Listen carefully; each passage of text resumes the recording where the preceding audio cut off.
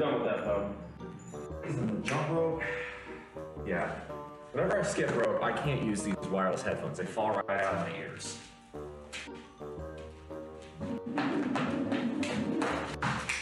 So of course, it would be helpful if I could get the rope itself not to fall out of my hands. Finish my protein shake and then we'll hit this. New name, who this? Yes, sir. For those of you who don't know me, my name is BullMuscle. For those of you who know me as Beer Battered Aggie, yes, I'm going through a rebrand. This seems like a pretty good time to talk about that, so let's go ahead and talk about it. I'm a die-hard Aggie. The eyes of Texas are upon you. That is the song they sing so well. Sounds like hell! So goodbye to Texas University. We're gonna beat you all to chiggaroo-garem, rock tough, real stuff, Texas A&M. Goodbye. We get a little bit more all. So why can't I click all? Oh, yeah, there it goes. Nice.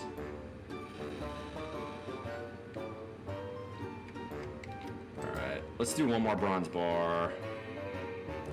If you adopt the mindset, and this is a quote from Jacob Fisker of Early Retirement Extreme, if you know that guy, 10 points to you. But it's a quote that I find unbelievably poignant in today's era. Spending money represents a failure to solve one's problems by smarter means. I'm gonna repeat that. Spending money represents a failure to solve one's problems by smarter means. That's painful. But yes, my friends, pure protein, as near as makes no difference, from raw egg whites. It's disgusting, the taste is vile, and it smells, but 100. Yeah, my poor roommate has to deal with the farts that come from this, and as you might imagine, they're not pleasant. But let me go ahead and knock this bad boy down.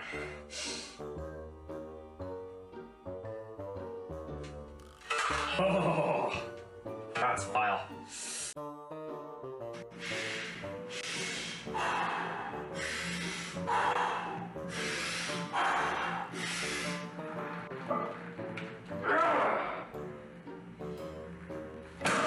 Yep, nice and easy. We're done with that though. Isn't the jump rope? Yeah. Whenever I skip rope, I can't use these wireless headphones. They fall right out of my ears.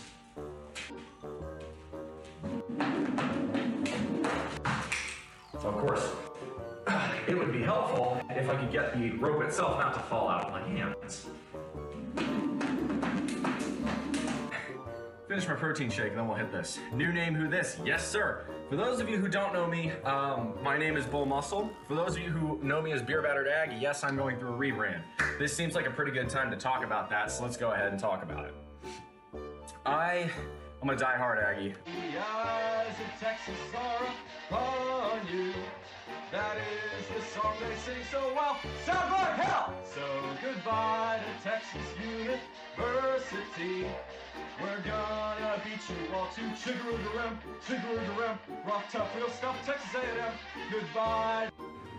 We get a little bit more all. So why can't I click all? Oh, yeah, there it goes. Nice.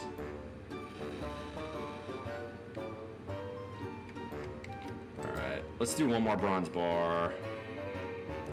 If you adopt the mindset, and this is a quote from Jacob Fisker of Early Retirement Extreme, if you know that guy, 10 points to you. But it's a quote that I find unbelievably poignant in today's era. Spending money represents a failure to solve one's problems by smarter means. I'm gonna repeat that. Spending money represents a failure to solve one's problems by smarter means. That's painful. But yes, my friends, pure protein, as near as makes no difference, from raw egg whites. It's disgusting, the taste is vile, and it smells, but 100. Yeah, my poor roommate has to deal with the farts that come from this, and as you might imagine, they're not pleasant. But let me go ahead and knock this bad boy down.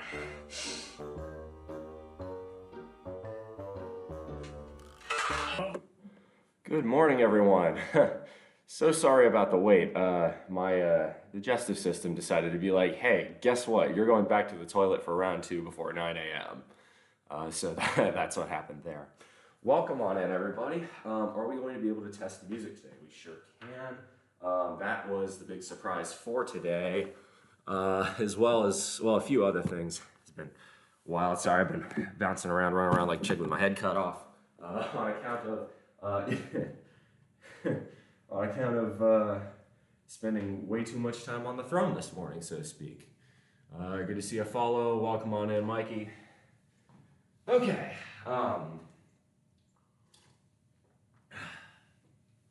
It is cold in here, so I'm going to warm up. I'm also going to take this off so I get a good idea of what temperature it is in here. Might be 40. That's probably the warmest I can probably reasonably guess it is. That's just my internal body temp. So I need to warm up and warm up quickly. So we're going to start there. Actually, let's get my jump rope. There we go.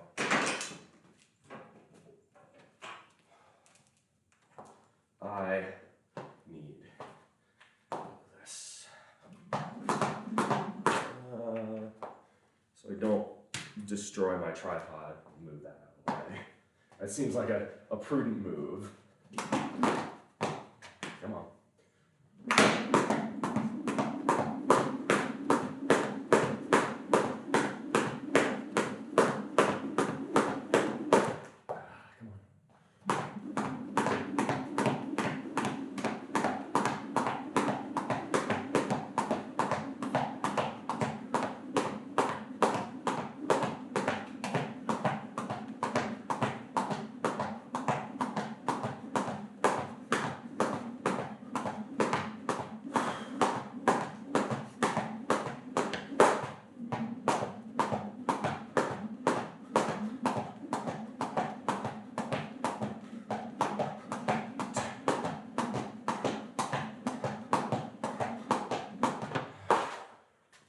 All right, that's a good start.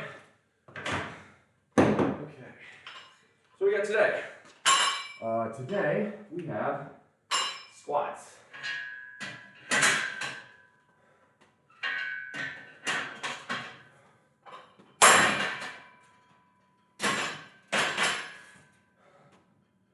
Make sure I got this right.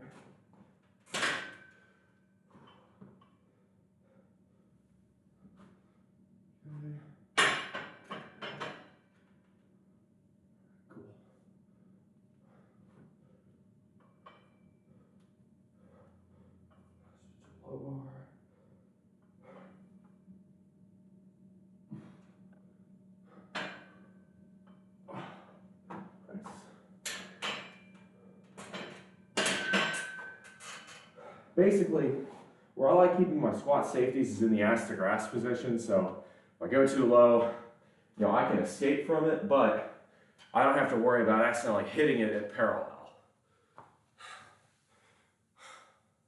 It's wild how difficult jump rope really is. So that one's a heavy rope, and it totally changes the equation. It feels your forearms get tensed up. Morning, Severus. Warning burp is requested. All right. So air is cold and dry in here. I need a little water. Let me give it a shot.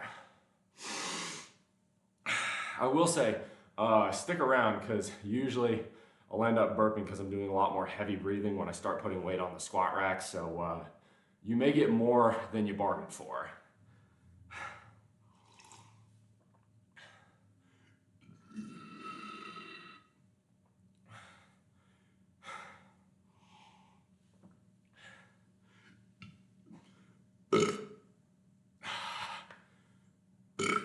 That's all you got in me for now. More will come. It's wild. I think this is now, I think, what, my third stream in a row where I've had somebody come in and ask me to either burp or fart. I mean, at least with you, your username indicates as much. So, you know, I don't know what I'm expecting with you. But I had somebody ask me to do that yesterday as well, which is strange. I mean, I don't judge it, there's nothing wrong with it, but it's just, you know, not what you normally expect. Okay, so where were we? Squat. So first thing I need to do is warm up my legs. What we're gonna do today is we finished the first week on the first wave of the 70s powerlifter program. So now we're on the second week of the first wave of the 70s powerlifter program. What does that mean? The 70s powerlifter program that I'm on is about volumizing. So we did 3x10 at 60% of max last week. So today we're gonna do 4x10 at 60 to 65%. The official book says 62.5, but that's only a 10-pound difference. And frankly, repping 3 sets of 10 at 250 last week felt too easy. It's supposed to feel easy. You're supposed to do those with several reps left in the tank. But look, if I just came off of super squats, I can amp the intensity up a bit. So I'm gonna go 65% for this. You know, I'm gonna still go by the book, but what I've had to do for these last few workouts is just throw in extra volume because I didn't feel like I was getting enough based on how easy the workouts were. Morning, how are you? I'm doing great, Kareem. How about you? You doing good? That being said, it is still quite cold in here, and as such, it would be very prudent for me to take warm-ups a bit more seriously. That said, actually, for a change of pace, I'm going to try doing warm-ups facing y'all. Also, how's the lighting in here? I feel like I can never really decide whether or not I like the lights on or off.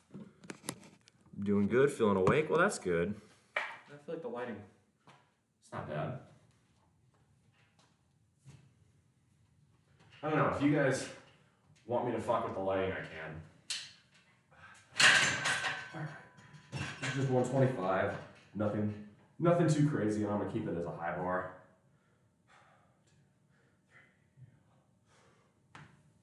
Oh yeah, definitely still a little bit cold on everything. A little bit stiff.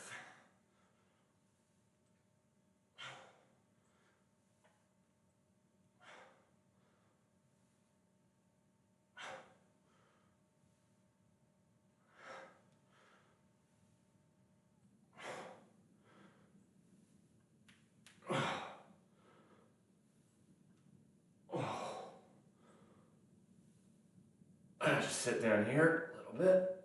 There we go. One more.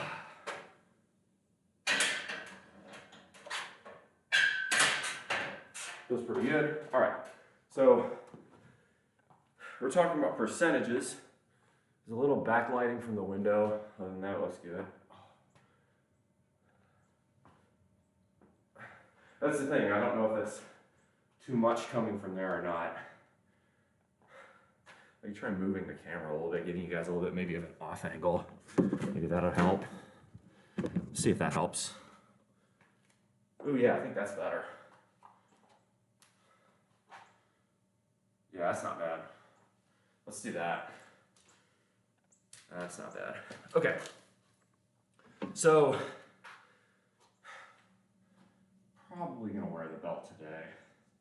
That's probably a good idea.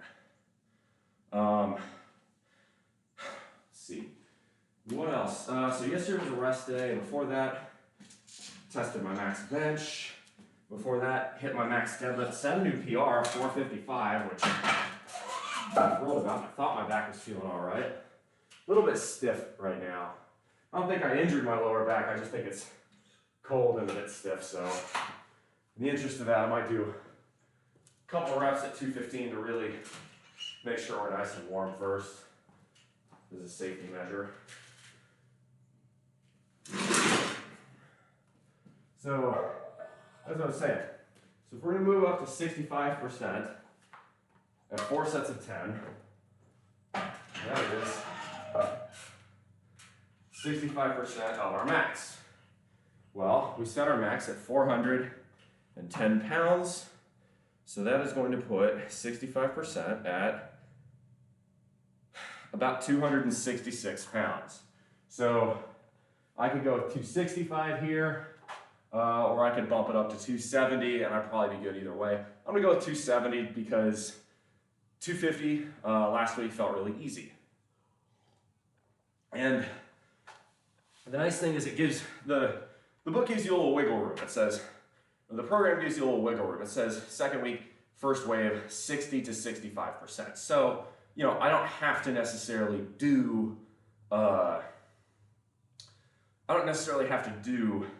exactly 65% for the whole thing. It says, you know, I have to dial it back the second, the third, the fourth set. I can do that as long as I don't go below 60%, which is 250, and unless I hurt something, I don't think that'll be a problem. So I will go ahead and hit just a couple more reps on warm up here, and I am going to do these without a belt. This is only 215.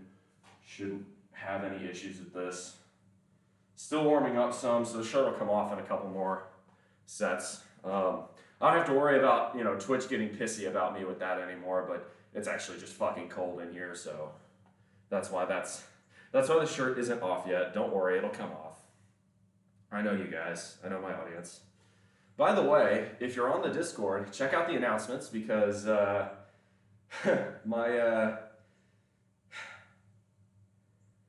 bro and I, Lab Boys TV, he went ahead and posted the Puerto Rican cliff diving video. So we went and did that. There will be a part 2. Hasn't come out yet, but he sent part 1. It looks great. Did a lot of stupid shit. So yeah, if you want to see me attempt to do a flip and land on my back, that was painful. But okay, what's going on here? There we go.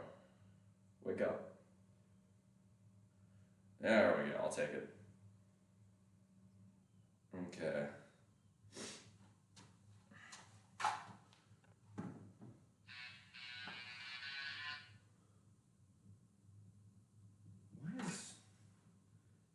Okay, I'm gonna do my next warm-up set and try and figure that out later. I don't know why Pigs on the Wing by Pink Floyd is playing. I did not request Pigs on the Wing. It's a good song, but it's a bit mellow for lifting.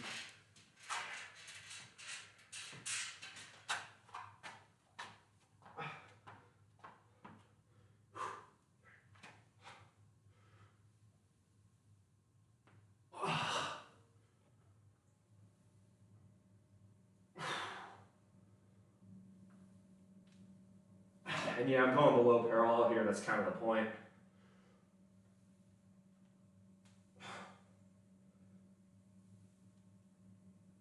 There we go. All right. That felt pretty good. I think I'm ready to start hitting the volume sections of this workout. Amazing Pink Floyd album. Yeah, no, Animals is terrific. It's such an underrated album. Probably not my favorite, but definitely top 5. I know it's the normie opinion, but I find it really hard to beat Dark Side. I mean, Dark Side of the Moon might be, I mean, you could make an argument for that being the greatest album ever. Look, there's a reason it stayed on the Billboard Top 500 for 14 consecutive years after its release. I don't care who you are, that's just impressive. So we'll do 270. This shouldn't be too hard, honestly. This is still gonna feel pretty easy, but that's okay. I mean, the other difference between this and my previous workout, the one I did, is, you know, I'm not max testing today, right? I'm not going and attempting a 400-pound squat. So it should go fairly smoothly. I think what I'll also do is, if this is 270, for my calf sets, I'll alternate. I'll go squat, calf, and I'll just throw on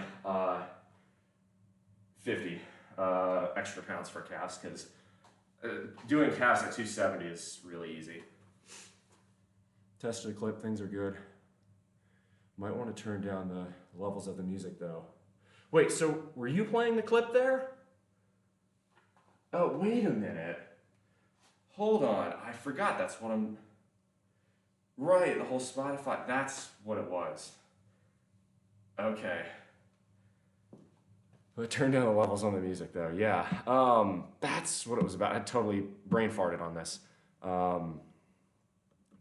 Yes, the workout music, this is the new thing Big Gay Mikey was helping me with. Let's see if I can go for just Test One of These Days by Pink Floyd.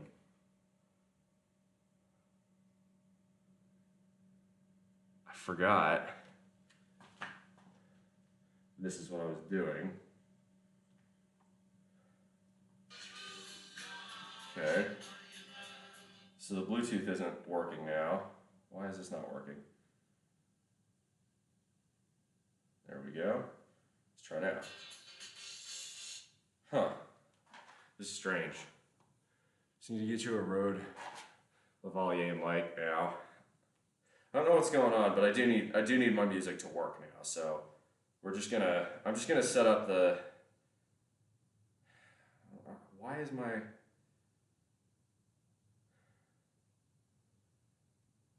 Oh, it's because I'm trying to. Right. So I need to figure out. Okay, so my headphones are on here, and then the earbuds. No, I was trying to connect the earbuds to the laptop. That's why. Or I was trying to connect the earbuds to my phone when I shouldn't have. I should have been playing.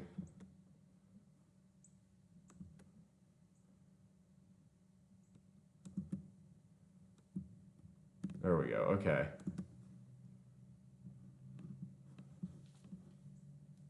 Okay, let me know if y'all can hear music, okay? I'm gonna play One of These Days by Pink Floyd, which is not normally a workout song I'd use, but that's what we're gonna be doing. Earbuds are connected to the laptop right now. Yeah, I totally forgot we did this last week. Oh, it's gonna be cool if this works. And at this point I'm feeling warm. You'll start hearing that sort of hypnotic bass line. That's One of These Days. So can y'all hear that?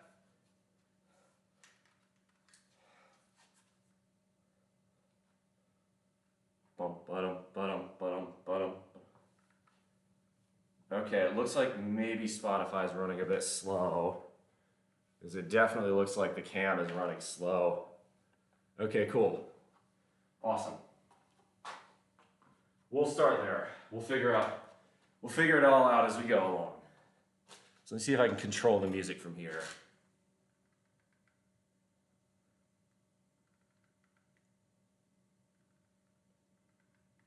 Yes, I can. That's cool. Cool. All right. So if it's getting laggy or like really delayed, please let me know. We're testing a few things today.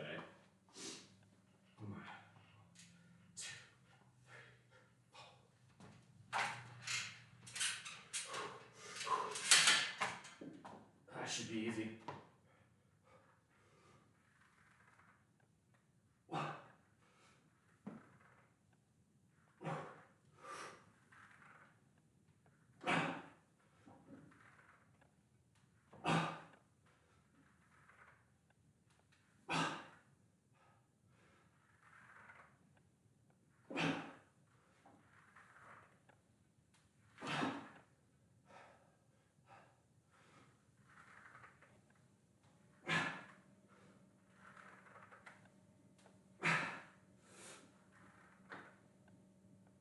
It's 10.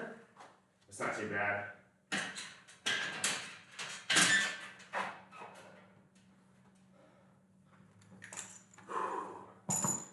Cool. Looks like the music's working. So when I'm looking at OBS, it looks kind of crunchy, but I don't know if that's coming through.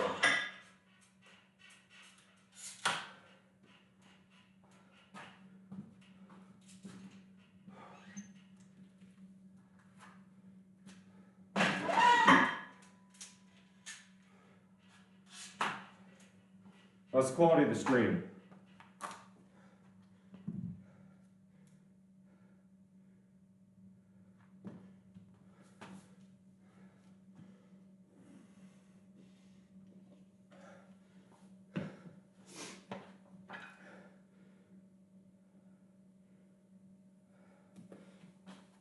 All right, so do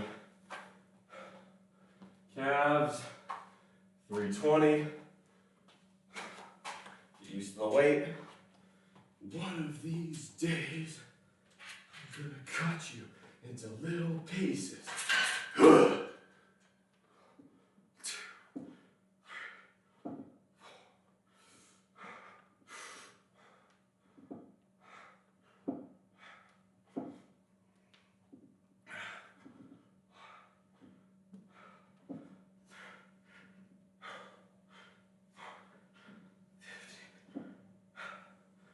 15 will work.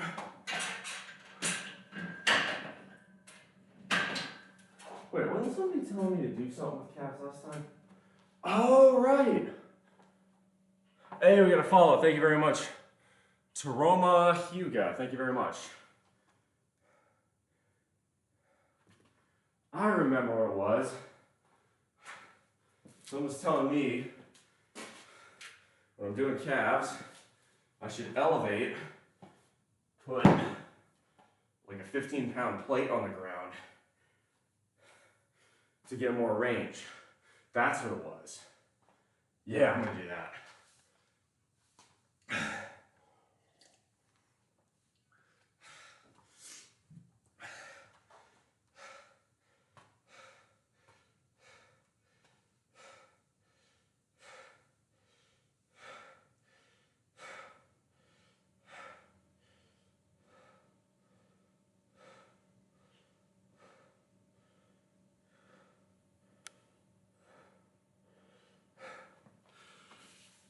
Seeing some frame drops.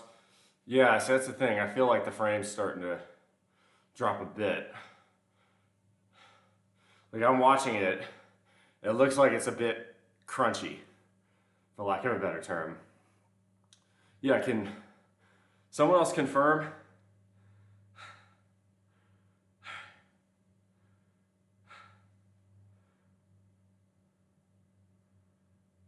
See if it plays.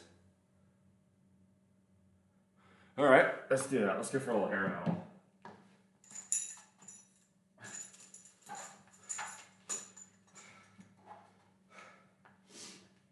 All right, set number 2. Y'all should be able to tell sort of my depth, qualities. If you see anything with my squat form that needs my attention, please say so, okay?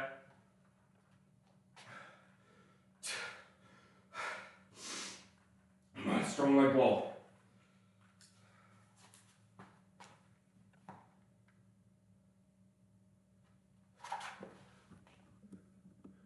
Did you get you a better laptop?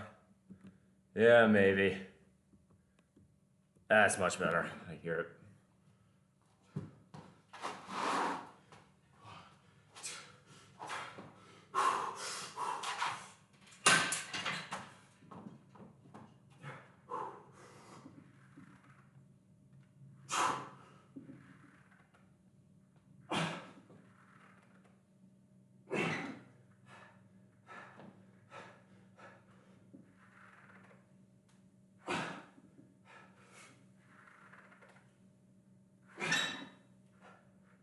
Come on.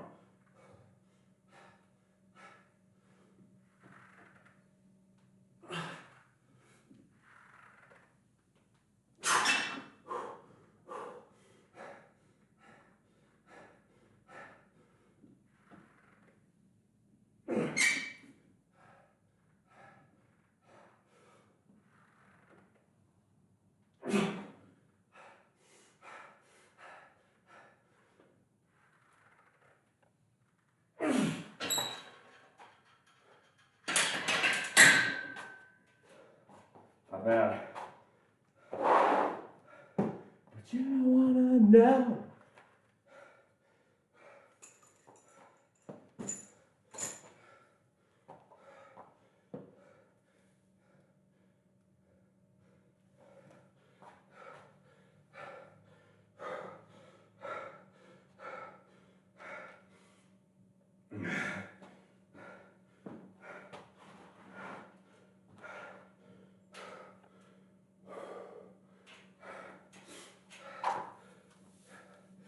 Yeah, maybe my laptop's running a bit Bit too slow for this.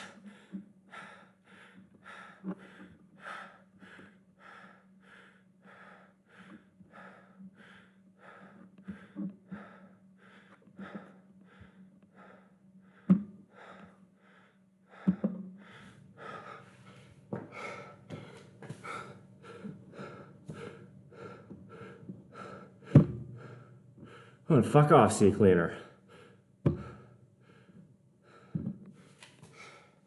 All right.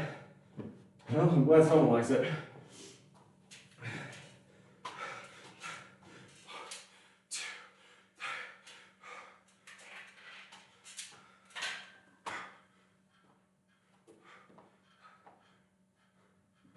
Whoa.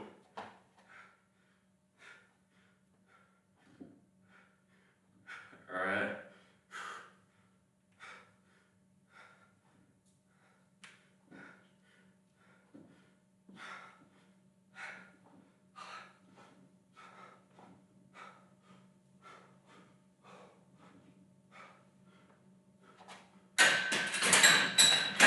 Wait a minute.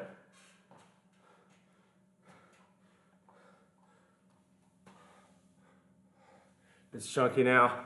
All right, we're gonna abandon that then.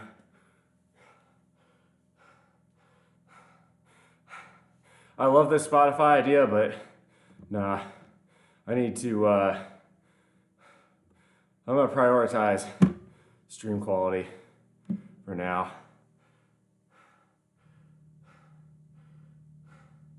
There we go. Yeah, that's not.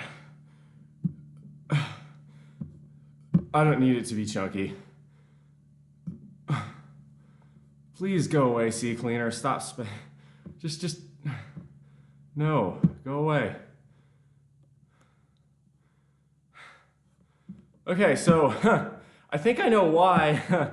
I think I know why that second set felt so difficult.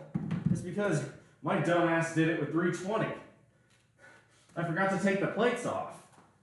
Or did I? I feel like I forgot. I'm like, damn, why is this so difficult?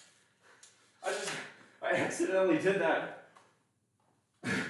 with 50 extra pounds. Which is kind of proof of what I'm saying here. This is easy.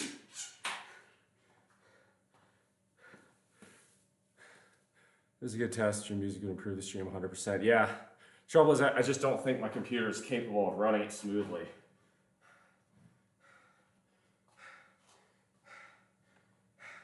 To Roma, Hugo, thank you very much for the follow. Welcome to Bullhen. Chat, I completely overlooked this. Did I even take the 25s off for that last set?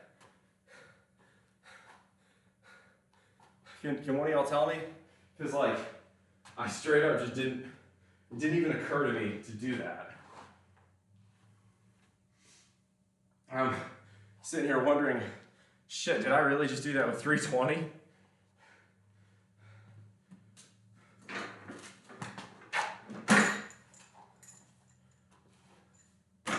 Look at that too. So the test stream account. Seeing test out annoying people notifications. I know there's a way to do that with Twitch. I just don't know how to do it.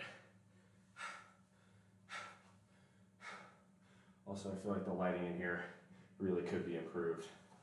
Yeah, I'm gonna go try and unfuck the lighting next.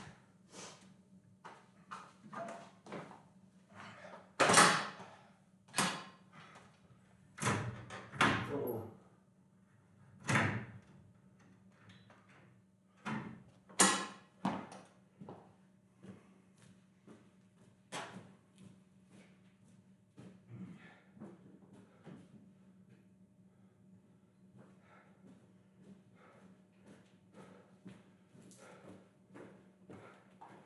Yeah, I feel like that's better. I can help you after the stream when you have time. Yo, let's do that. Does it feel like the frames are back to normal now?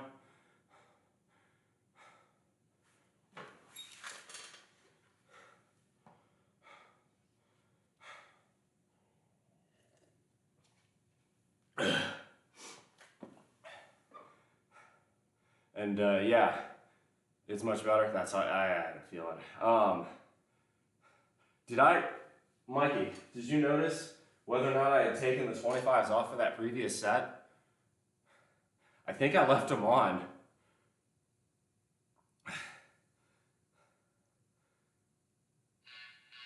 No, no.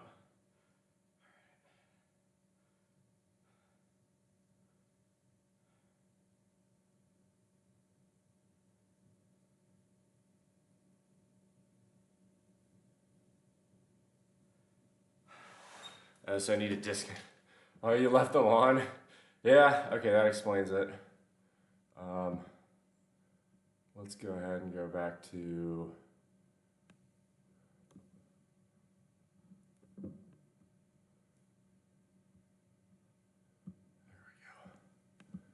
Let's try now. So I have to, this is annoying.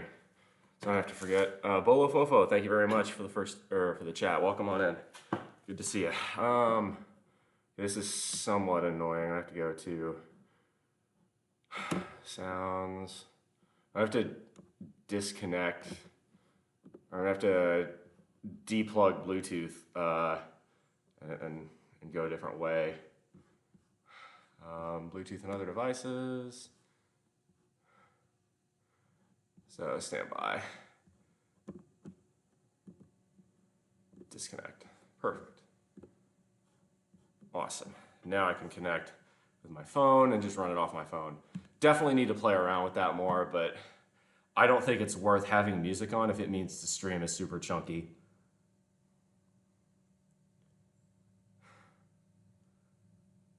There we go. Perfect.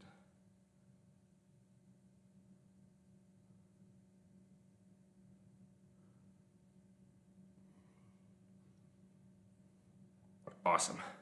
So, okay. Yeah, oops. I accidentally did a set at 320. I should not have done that. That's going to make the rest of the workout a lot more difficult. And Andrew, work just dropping to say hi. Well, I appreciate it. Thank you. Good to see you. That explains why the last set felt so fucking hard. I'm like, 270 should not be feeling like this. Well, it turns out it's because it was 320. I'm not always the smartest tool in the shed. This is why before you do your set, you know, make sure you have the weight that you want on the bar, or that'll happen apparently. Crossbow, afternoon for you. Good morning here. Oh.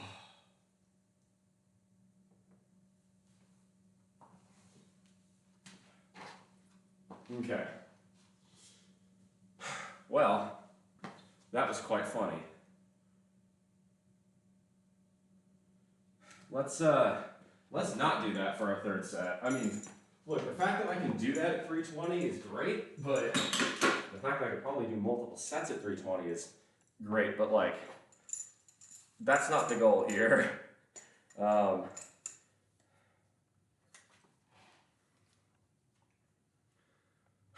Okay.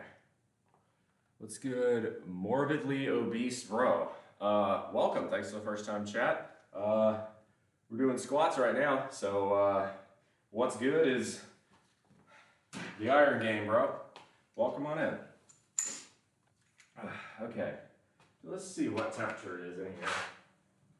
Survey says 49, which honestly, even that seems somewhat optimistic. Let me check. Phone app says 43. Nah, that 49 is probably about right, because I basically act as a giant space heater in here. I can see me warming it up by 6. That seems about right. Okay, so we've got, also, what do y'all think of this sort of off-center angle? Do y'all like it more direct on? Do y'all like, when I'm squatting, do y'all prefer the side angle? The side angle is a bit harder to pull off with the microphone setup, but I could see what I could do. Hey Kareem, good to see you. I know you said something earlier, I completely missed it. My bad. All right. By the way, shout out to my homies like Kareem and Mikey and Severus, the guys that have, y'all made my top 9 most active chatters. I really do appreciate that. I saw that on the recap, posted on the Discord. Think this angle looks good? Awesome. Okay.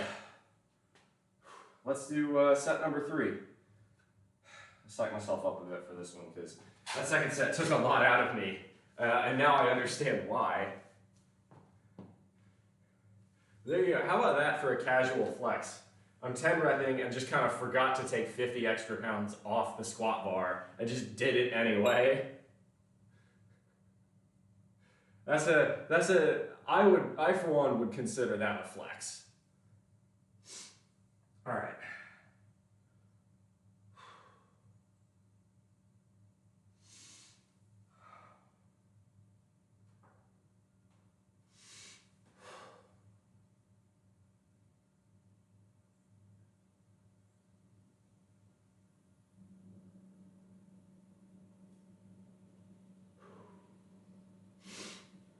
Let's do this. Strong leg pull, baby. Ooh, yeah, there comes that cold breeze coming in.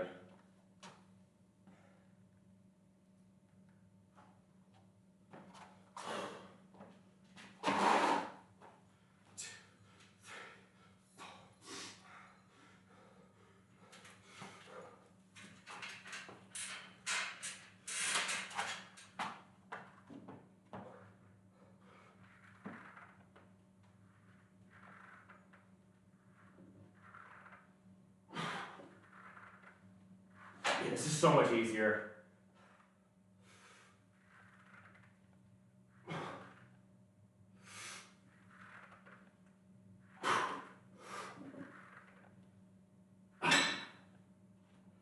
Piece of cake.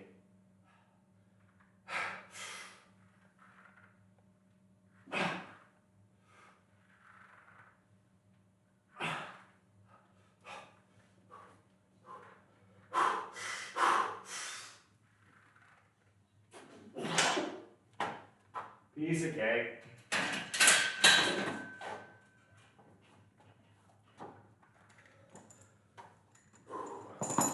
You speak in Portuguese? I wish. Morbidly Obese Bro, thank you very much for the follow. Rude Pig, no, I'm American, I speak English.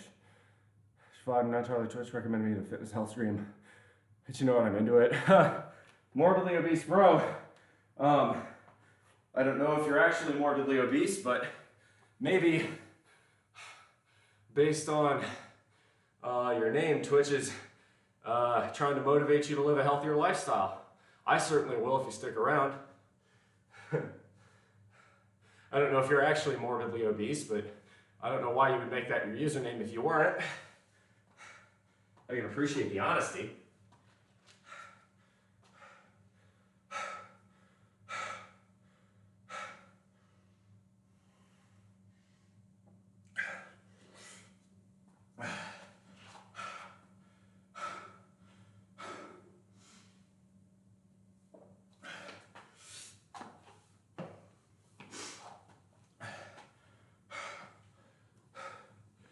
Everyone's having a good Friday, a good weekend so far. I'd say I am.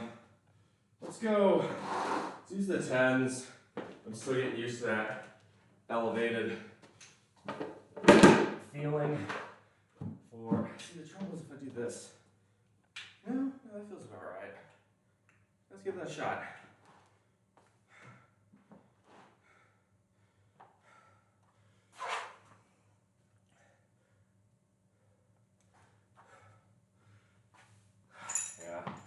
That tells me is I got more strength to burn.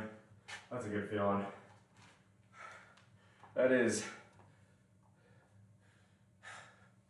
Bobo Fofo asks, why do people lift using a leather belt? This here is a weightlifting belt.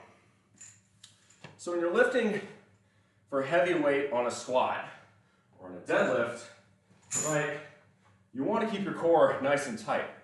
What a belt allows you to do is brace your core against the belt. It helps ensure that your spine stays straight. So when you're squatting, you want to come down, right? You want You want your spine to be straight.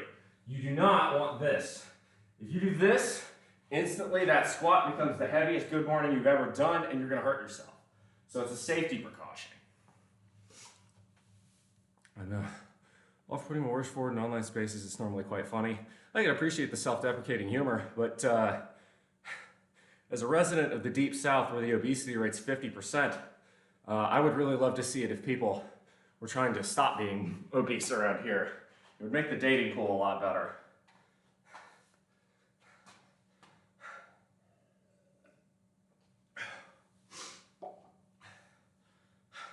Around here, it really is inexcusable.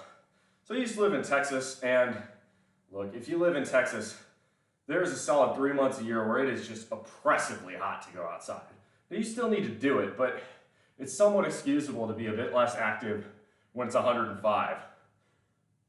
Here, South Carolina, you'll get warm days, but most days around here, it's not going to get much higher than 95. And yeah, 95 is hot, but it's not that bad, and you're only getting, you know, highs in the 90s 3, maybe 3.5 months a year. The rest of the time, the weather here is very, very pleasant. I mean, even today, yeah, it's a bit cool this morning, but it's going to get up to almost 60. There's no excuse for it. And I go out on the local trails and the parks around here, and they're always empty. No one is here. Doesn't matter what day of the week, doesn't matter what the weather is, doesn't matter what the time of year it is. I do love being here in the Palmetto State, but people are fucking lazy here, and it bothers me. Just because the environment is so pretty. People do not understand just how beautiful the Carolinas are, and it bums me out that all this wonderful nature kind of goes unused and unappreciated. Anyway, let's do another calf set. And I try, I can't get no.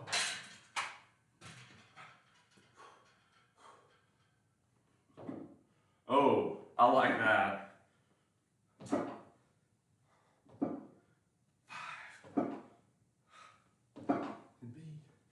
But I can't be him, 'cause he doesn't smoke the same cigarettes as me. 11. Whoa, balance, balance. 12, 13, 14, 15. Okay, so what I was doing here with calves, someone suggested this to me last stream.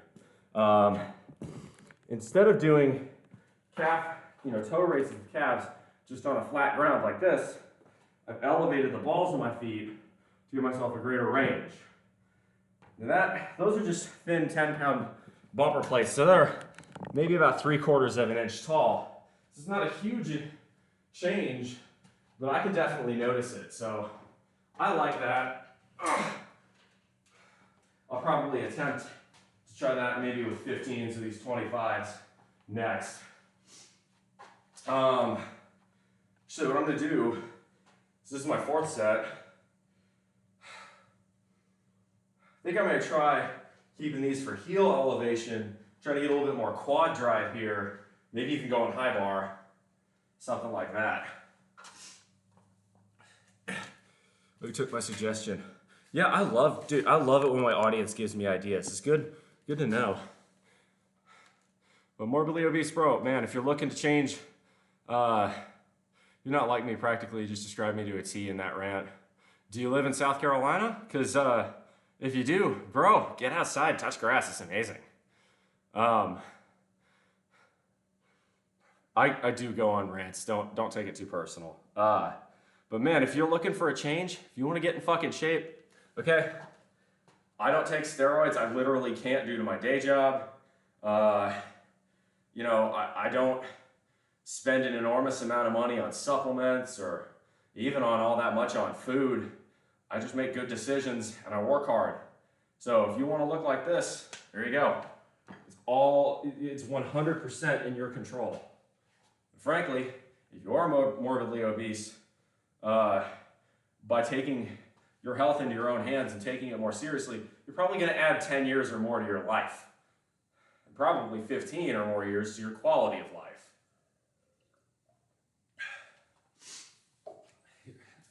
This is one of the biggest reasons I do weightlifting. So, we as humans, we were not fucking meant to sit in a cubicle all day, right?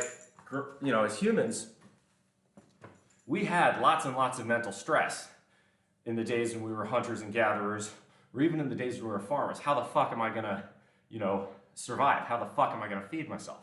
Right now, we've increased all that mental stress. Now it's how am I gonna get these TPS reports done? How am I gonna, you know, finish this project on management's ridiculous schedule? But we've completely removed the physical stress. And as it turns out, our minds are much sharper, much more capable when we put stress on our physical bodies as well.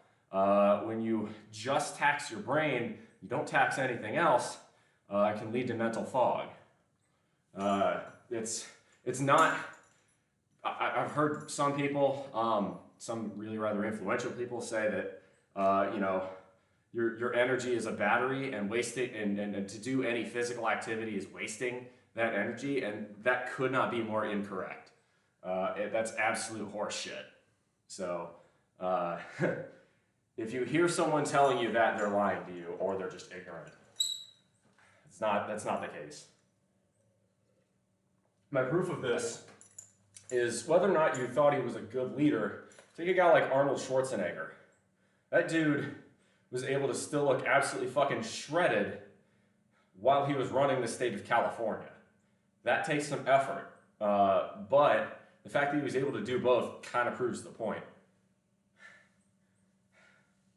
I think a lot of people don't like Arnold. There are some reasons for that, but at the same time, nobody was going to handle the 2008 financial crash well in that state. California had set itself up for a pretty big crash. So anyway, that's a different story. But speaking of, today is Financial Fitness Friday, so we are going to talk about the stock market, about investing, about all that jazz at the end of the workout. So I got another squat set coming up here. We're going to do that. That'll be our fourth and final set on regular back squats. We're going to do wide stance squats after that, and then 3 sets of front squats.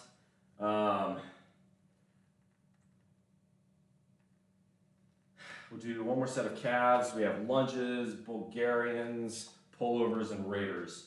The pullovers and raiders aren't on the actual book or the actual program. In fact, the book or the program says to do leg extensions, but A, I don't have a machine, so I got to substitute. And B, I like pullovers and raider pulls. They're a really good way to expand that rib cage, really get the upper body to start growing as well.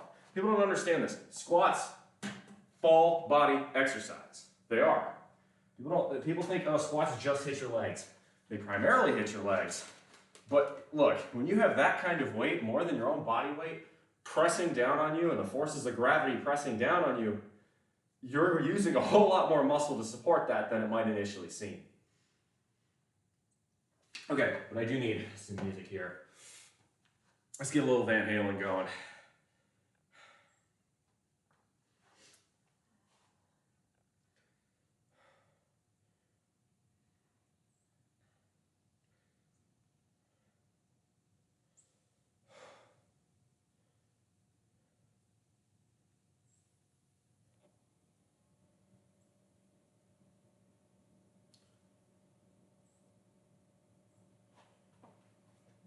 All right.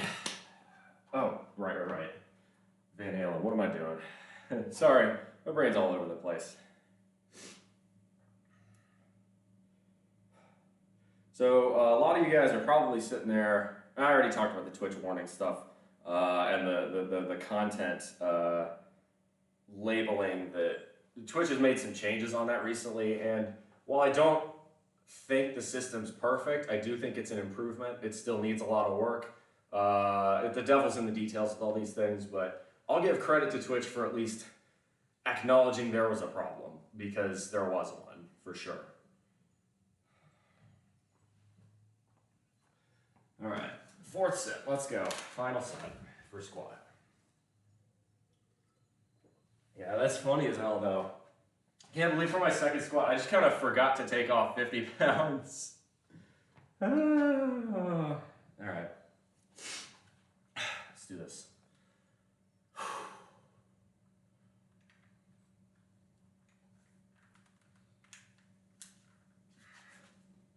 Hey, Talia, good to see you.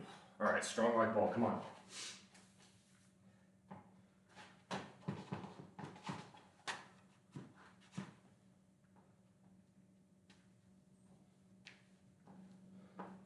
So we're gonna try a high bar, a little bit of platform, see how it goes.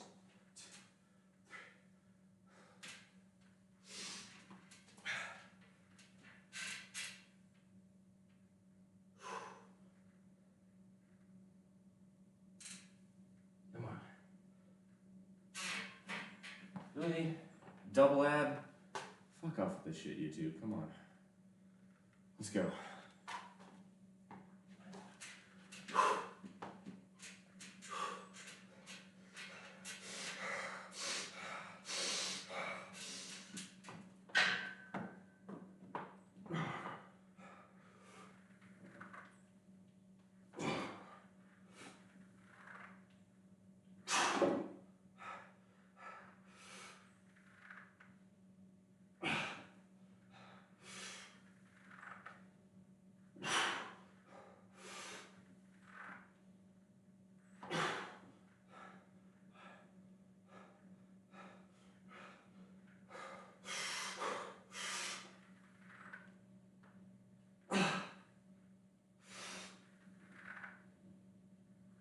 Come on.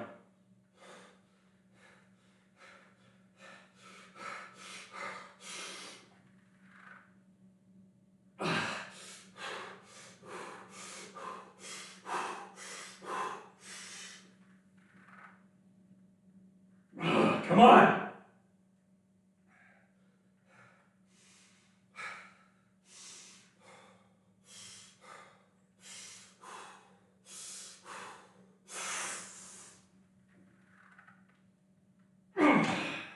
Nice and easy. Very easy.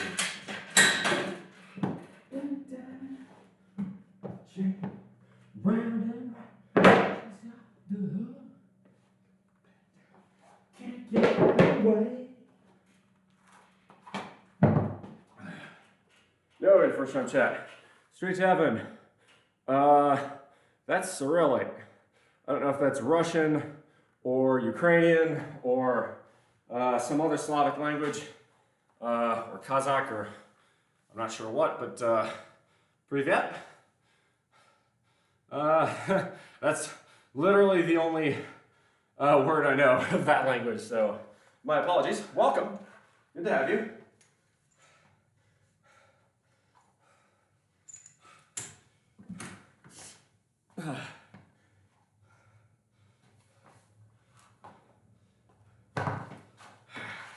Come on, calves, let's go.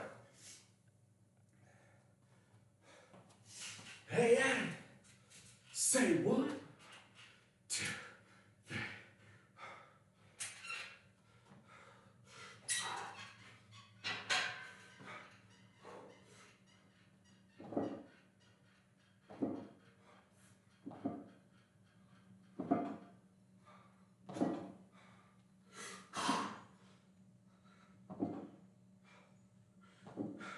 Come on, let's. Hey.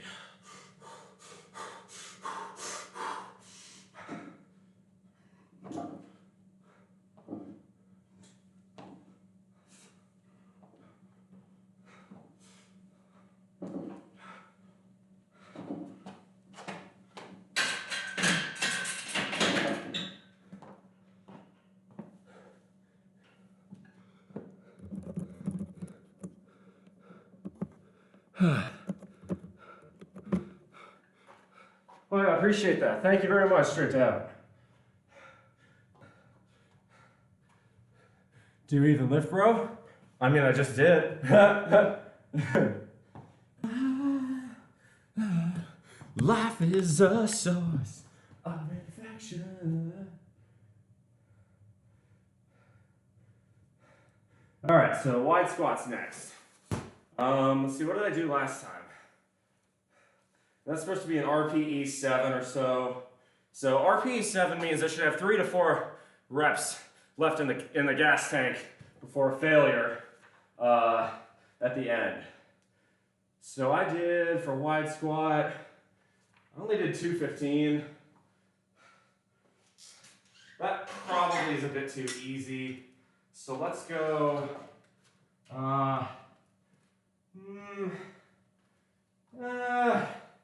Let's see it. Maybe play it a bit conservative here and go 225 maybe.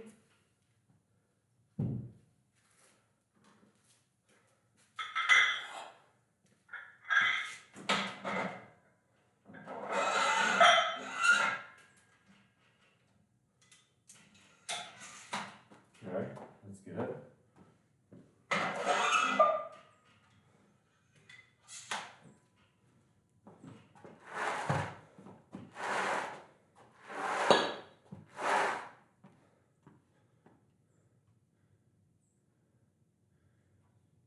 That's stupid. I got a far-right political ad saying, complaining about how the Declaration of Independence didn't talk about forming a government.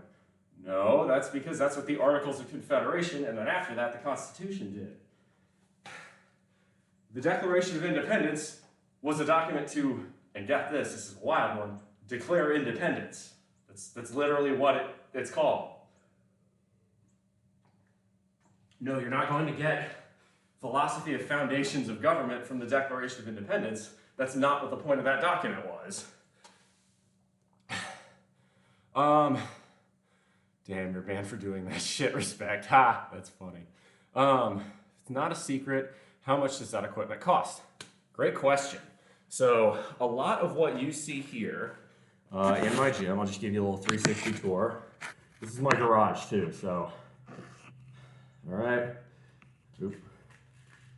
So that's the full 360. A lot of the stuff in my garage is stuff I bought used, secondhand, right? This is just a creaky old squat rack I got used off of Craigslist for $100. All things considered, seeing as I put more than 400 pounds on this fucker, that's pretty good. The bar is a cheap Chinese version. I wish I had spent a little bit more on proper Olympic bar. I recommend not skipping on the bar. You're going to be using it for so many different things, bench, squat, deads. Get a proper bar, spend the money on the bar. That's probably the only regret I really have. The bumper plates, some I bought used, some I bought new. Unfortunately, as I was buying this equipment in 2021 and 2022, you know, it was not, this was still coming out of the pandemic. There was a really high demand for weight for home equipment, so I had to pay a premium, pretty much brand new prices. Could not find a lot of my weights used. Could find some of them, but not a ton. And then my splurge to myself were these power blocks. I can show you the whole thing here. The power blocks down there, those cost a pretty penny. But that was sort of a big gift to myself I got last year that, frankly, y'all's support on Twitch has helped pay for. So thank you. Those cost about $800. And honestly, those power blocks cost more than everything else I have in here. More than the squat rack, the weights, the bar, the dumbbell, or the kettlebells, you know. Got a couple kettlebells. And then a couple of these items, you know, my family knows I'm fairly fitness interested, so like this hex bar here, I got that as a gift. Someone gave me that as a Christmas gift, so I don't know how much that costs. Power blocks are expensive. They are, but frankly, if you have a home gym and like that's, you know, where you do all your working out, 100% worth it. If you're serious, it's worth the money. Parth says, you look amazing. How long have you been working out? Yeah, not taking the car into account. That's actually, honestly, my car you could probably get for about $13,000, $14,000 on the used market. It's not that expensive. At least here in the States, that's not seen as expensive. How long have I been working out? I've been lifting since 2008, so that's about 15 years. You know, I haven't taken it as seriously as I currently do all through those years, but I started, you know, I was about 13, 14 years old, and it's now literally been more than half my life I've been lifting weights semi-regularly.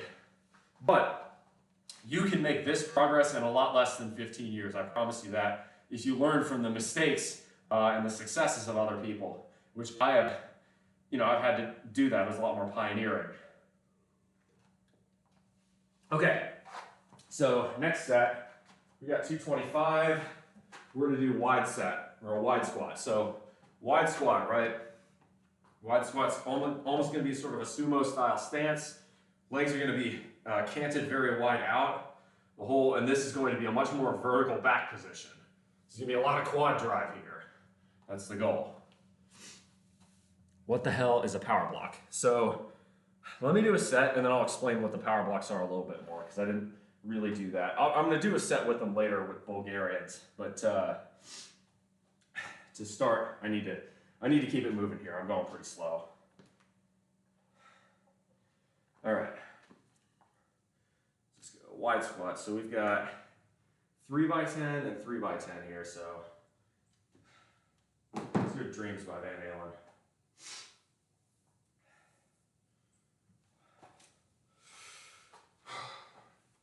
And again, this should be RPE 7, so it should be difficult, but I should still have 3 or so reps left in the tank at the end of the set. I'm going to try this beltless. No, I'm going to try it with a belt the first time. And if I feel really comfortable, I'll probably go beltless. Better safe than sorry. I don't want to put my back out of commission.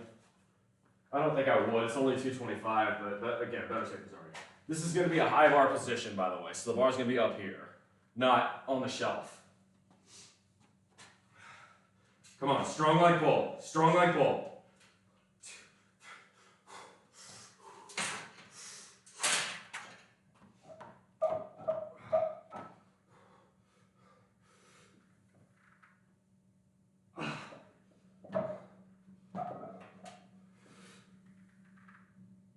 Two, 3, 4.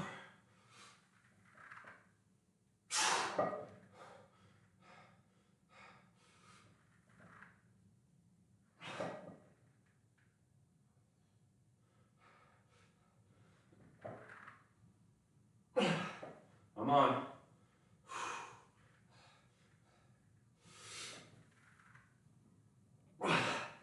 I'm on. Baby, just spread your wings.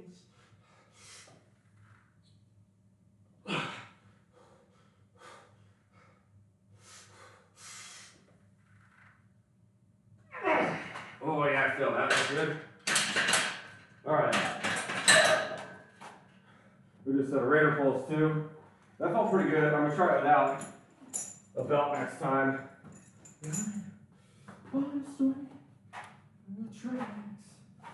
Standing on broken dreams, never losing sight.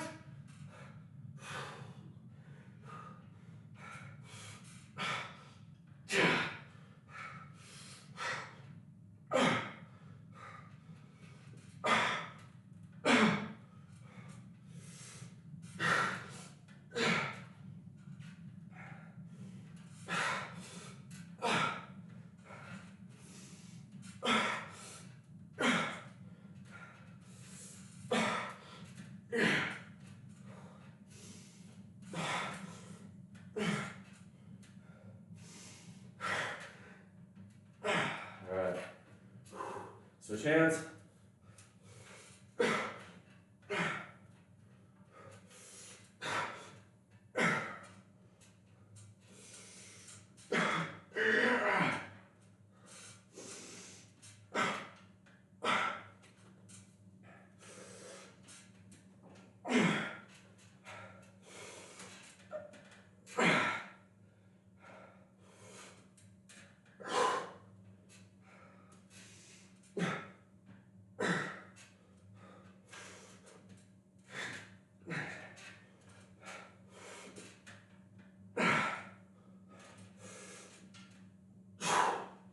Ah, oh man, I can feel that right in here on the rib cage. Feels it right in the sternum. It's good.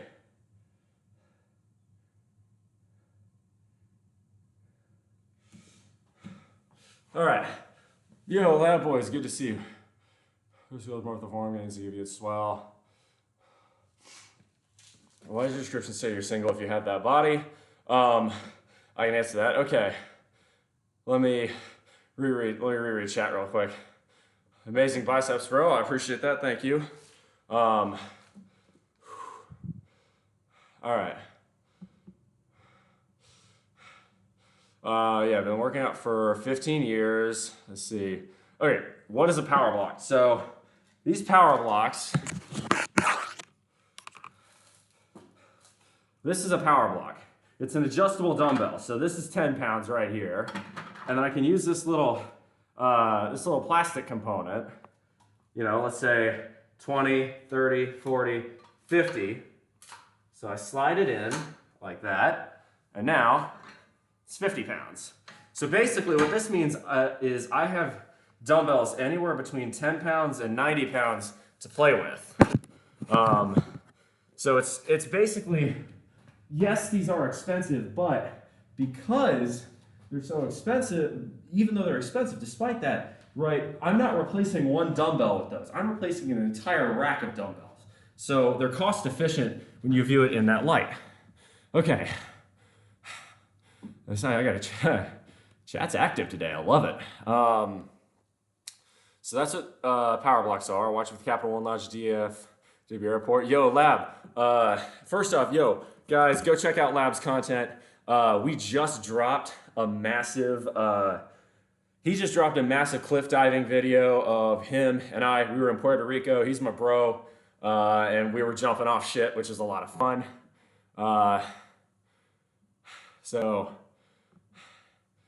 Okay, so let's see here. Your whole glory, you're taller than I was thinking. I'm 6'3". Amazing biceps, bro. Any tips for growing them no matter how hard I train them? The soreness disappears in 2 days. There are minimal gains. Do pull-ups. That'd be my advice. Start doing pull-ups if you don't do pull-ups. Reverse curls are solid too.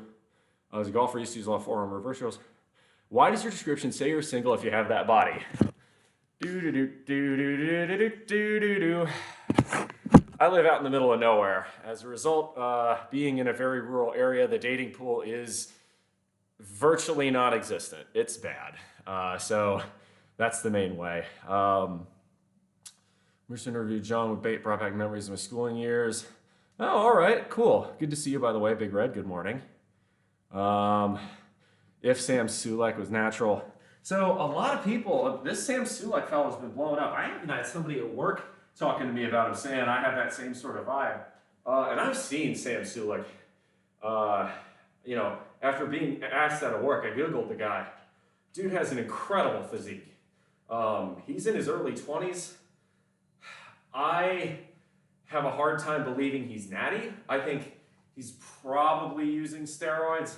Now, I'm not going to jump to that conclusion because that would be inappropriate of me.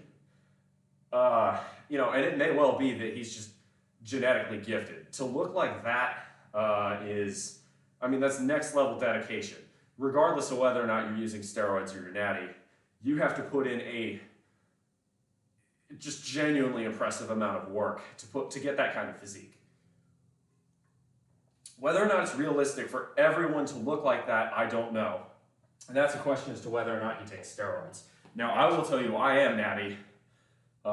So if you want to look like this, that's a hard work question, right? If you want this level of physique, this level of muscle, this level of definition, that's doable. I promise you it is.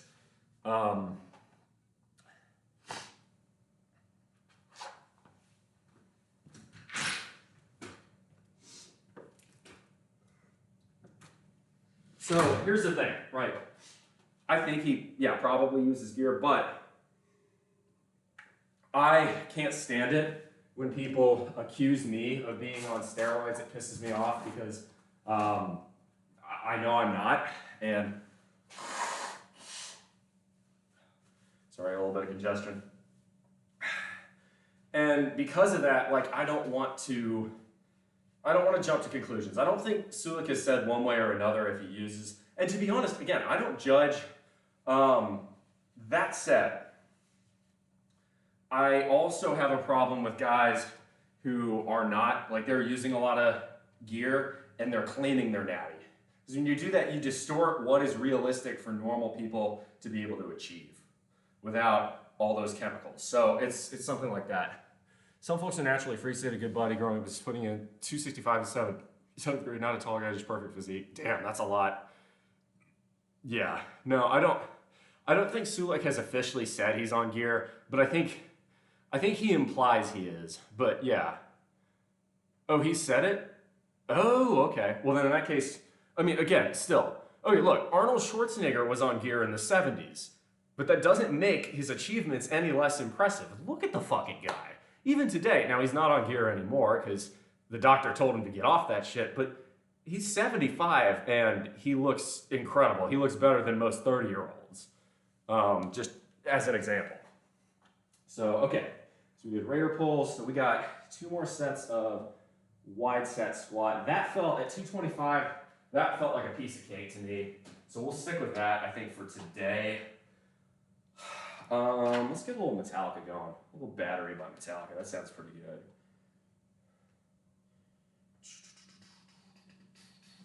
Yo, Lab, by the way, that Puerto Rico cliff jumping vid came out terrific. So, much love on that one. You did a great job.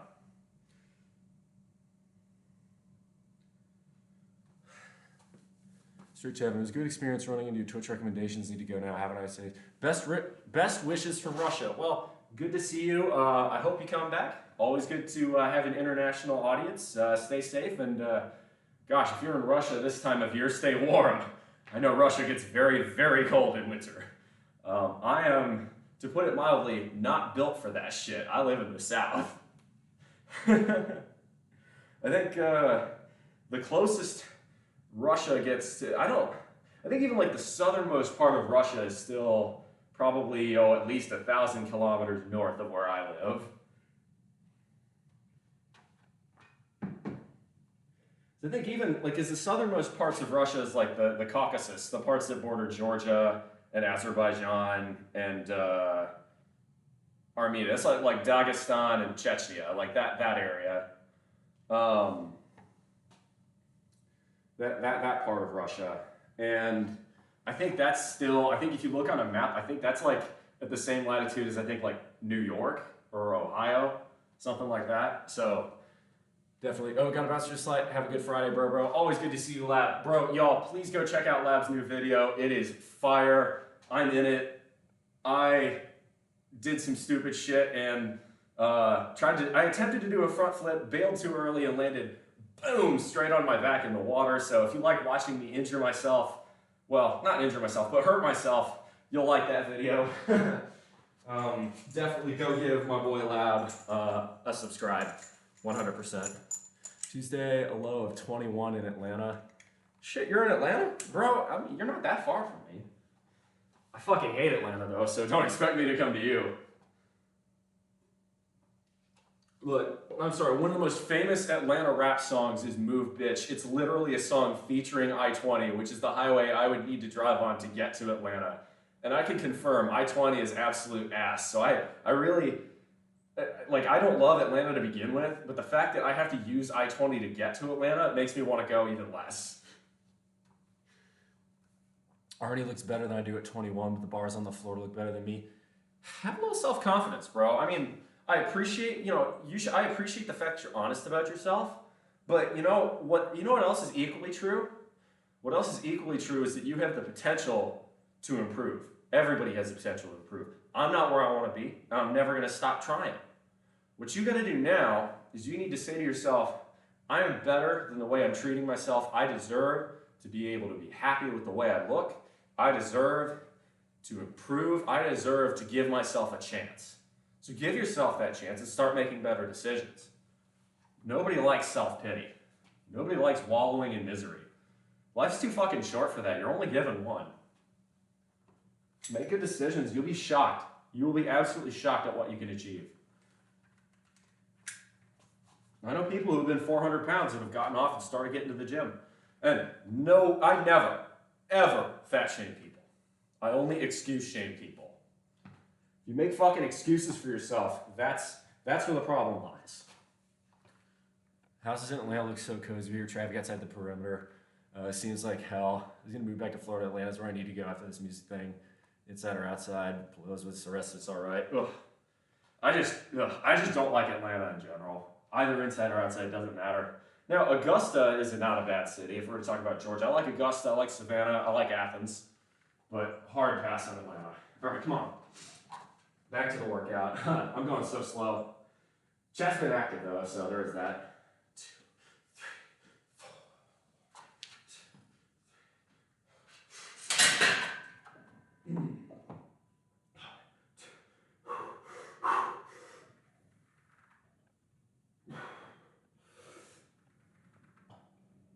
4.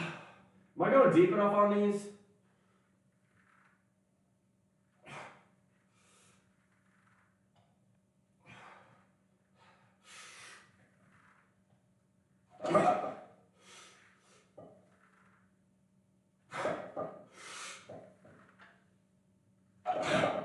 Come on.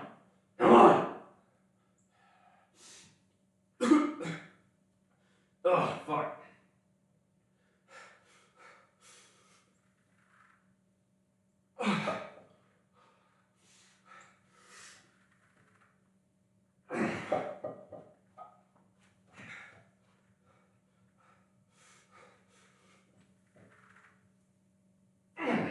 Yeah, that's 10, I think. Battery.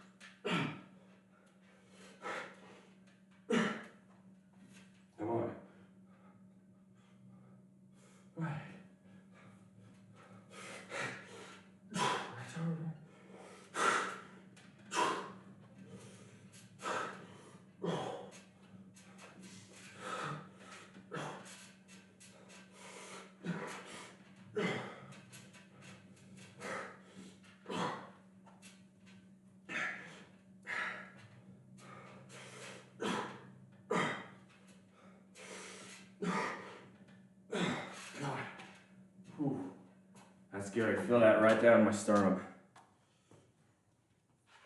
All right. So what is that? Okay. You're not fat because I'm a lazy fucking less fat. There you are crying out. That's my metabolism. That's good. Okay, so morbidly obese, bro. You've got half the equation.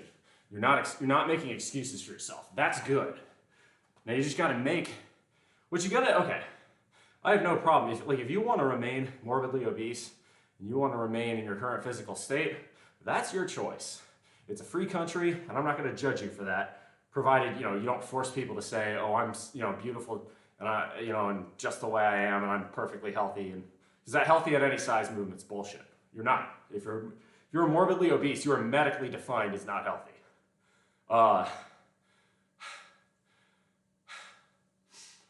Bro, you got the Masters tickets. Well, you're not going to see me here for Masters Week because the locals stay the fuck away from Augusta during Masters Week. It's the one time people pay attention to the city.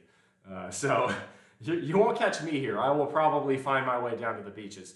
The one rule is if you are especially if you're from the north, and it's Masters Weekend, that's the one weekend we Carolina residents actually want to experience our beaches without seeing fucking Ohio State shit everywhere. So you get the other 51 weekends.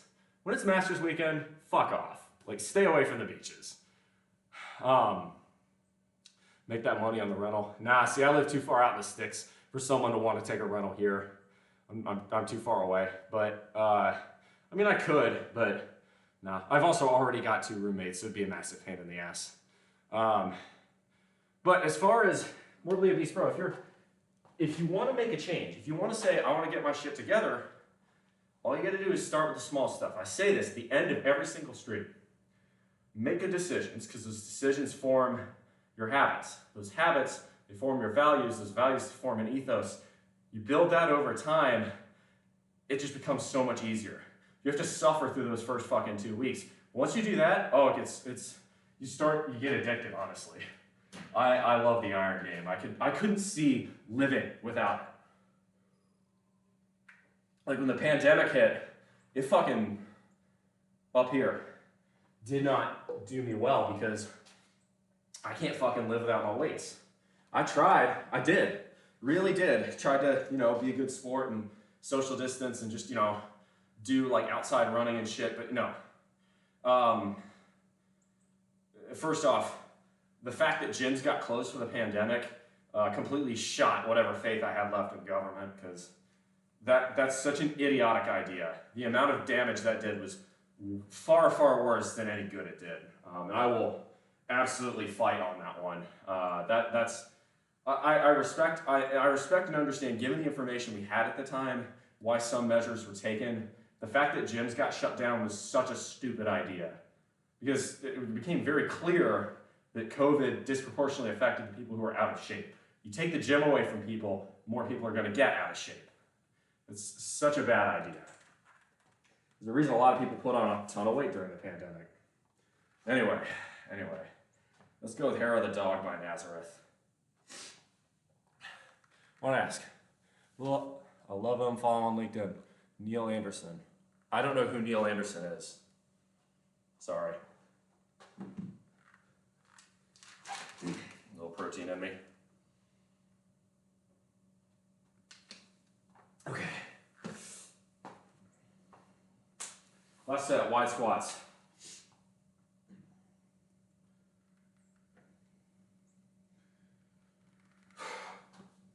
Nuclear guy. No, I haven't heard of him. What do you mean by nuclear? What does he do? Is he an advocate? Is he a regulatory? Is he a regulatory authority? Is he a power plant engineer? Is he what? I don't use LinkedIn hardly at all. In fact, I've long since deactivated my LinkedIn account because, my current employer would really prefer that I didn't for national security reasons. And normally I would say, that's just anti-competitive business practices, but no, there actually is a good reason to do that. Oh, so he's an advocate. Well, cool. No, we're not in the same circles. I don't do much public advocacy work because of what I do for a living. I will express my beliefs on my platform here, but I'm not going to go out and be politically active in that way. It's not a good look for my industry. Power side, I'm a switchgear guy, so I know if I'm so power. Cool. Yeah, see, I'm not on the power side. Yeah. There's a reason I play Peace Cells a lot while I'm working out. All right, here we go. Wide set squat, last set.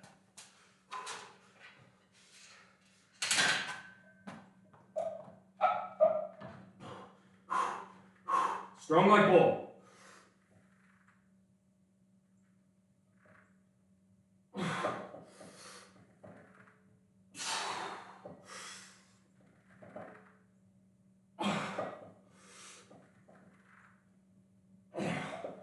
I'm on, 5 more.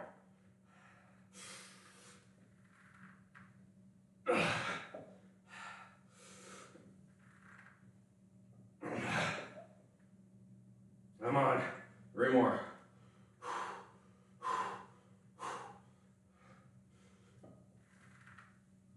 Come on.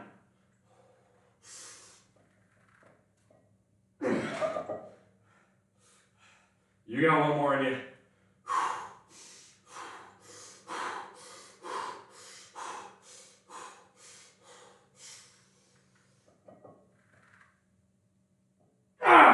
Yeah.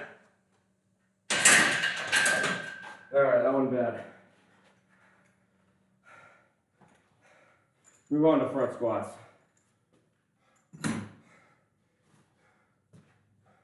Now you're my son of a bitch.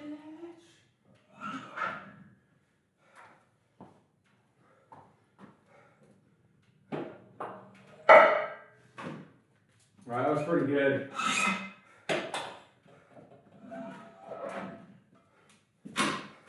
So we do now 3 sets of front squat.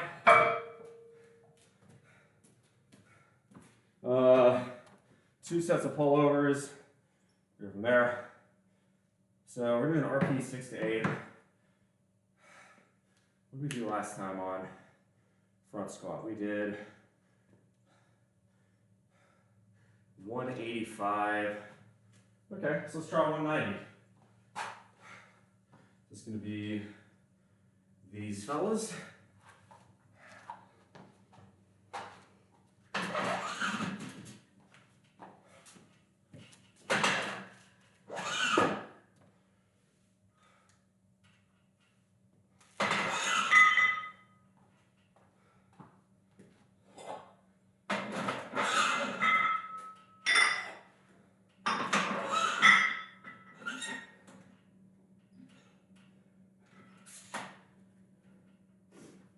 So it's 125, 175, 185, 190. Good.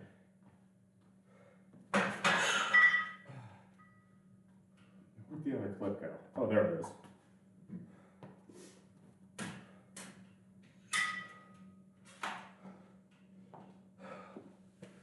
Yeah. No, that's good for you. I definitely love talking to guys on the power side. A lot of the guys that were working at Plant Vogel, setting that up, constructing it, started moving out here. This is fairly close, which kind of gives away where I live and where I work, but I'm well armed. I don't give a shit.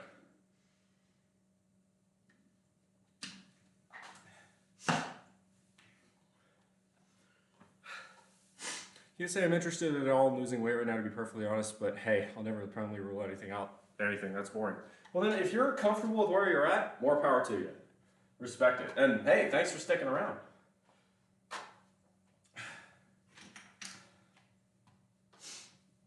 No, I like you, man. You're honest about what you are, where you are, and what you want to be, and what you care about. And if you're honest about it, man, more fucking power to you. It's a free country. You can do whatever the fuck you want. Raphael 616, thank you very much. I'm a few years out of the industry, so I'm not telling anyone. Yeah, I get you. Thank you very much, Raphael. Welcome to the bullpen. Okay, so this is 190. We've got 3 sets of these, 2 sets of pullovers, 4 sets of Bulgarians, and 4 sets of lunges. Damn, we still have a lot to do. I gotta speed it the fuck up.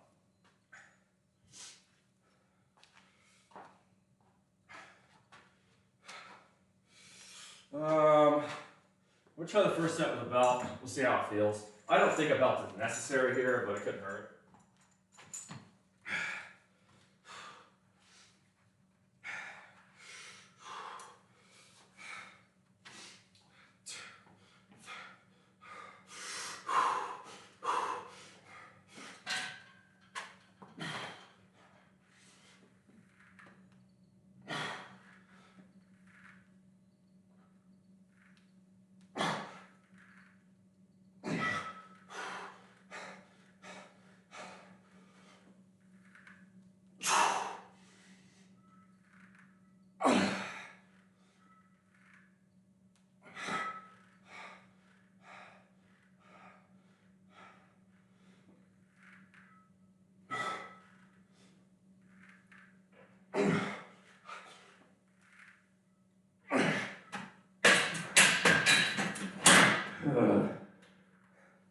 Messing with a son of a bitch.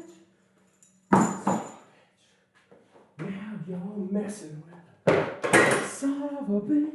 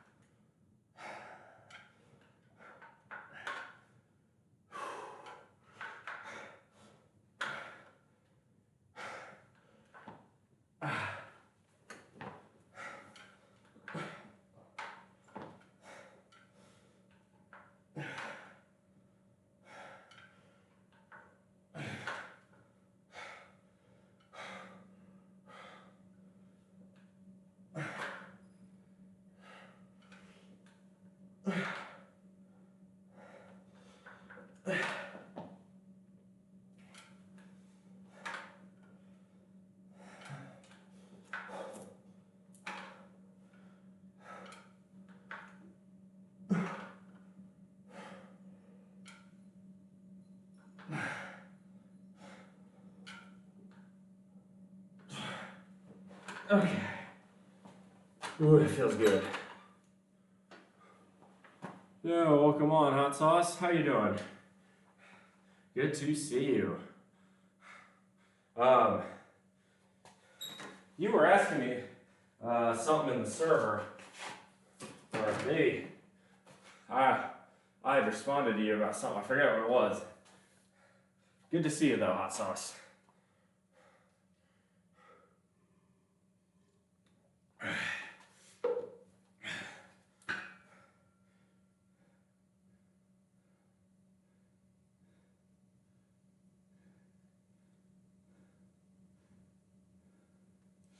Yeah, B20 dumbbell.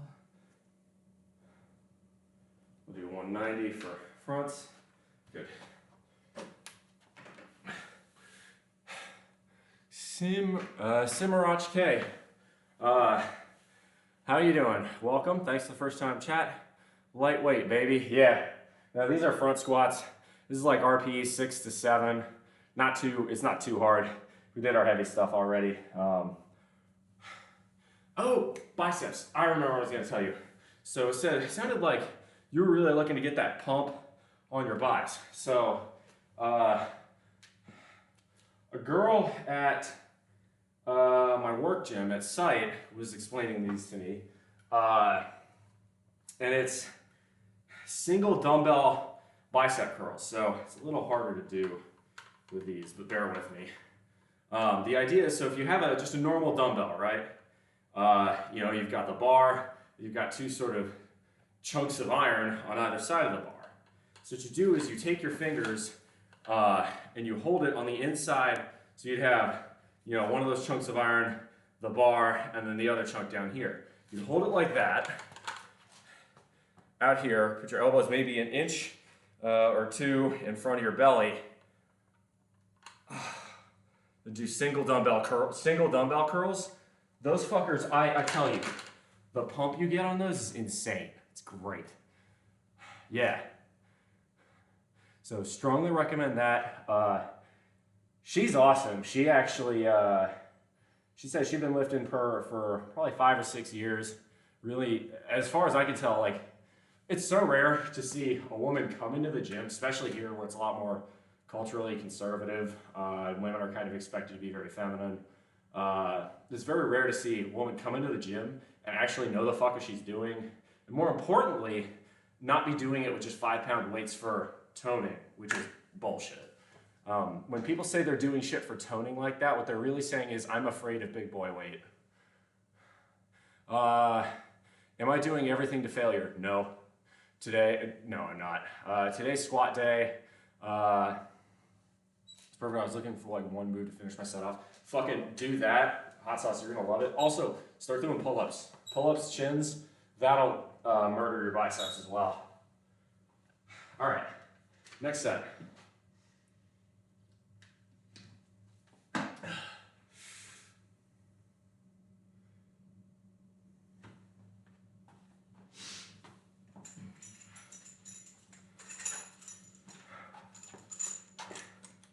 Yeah, cheers. Oh, you said you're over there you're over there on the rock. There in Old Blighty. I don't understand half of your words. We got another Russian in here. All right, Privet. I am from, I apologize if my accent's very thick. I live in the deep south.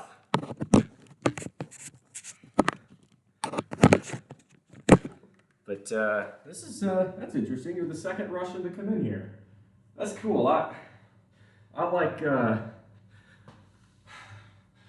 the Russians. I'm actually a pretty big fan of the Washington Capitals, so I love watching Alexander Ovechkin. He, in my opinion, is the greatest hockey player of the present era. That slap shot is something else. So, no, I fucks with y'all. Y'all cool.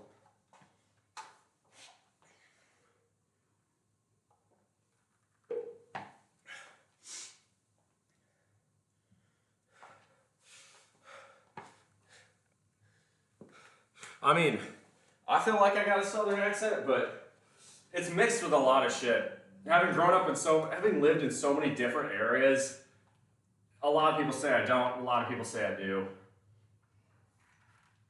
All right, let's do this. Strong like bull, baby, come on.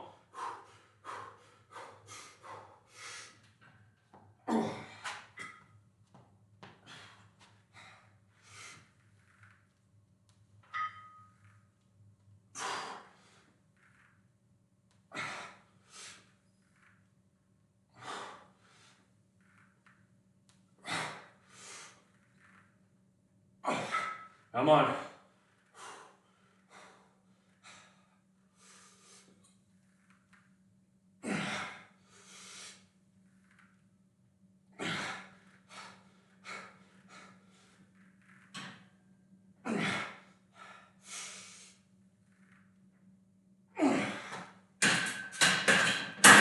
Yeah, not bad.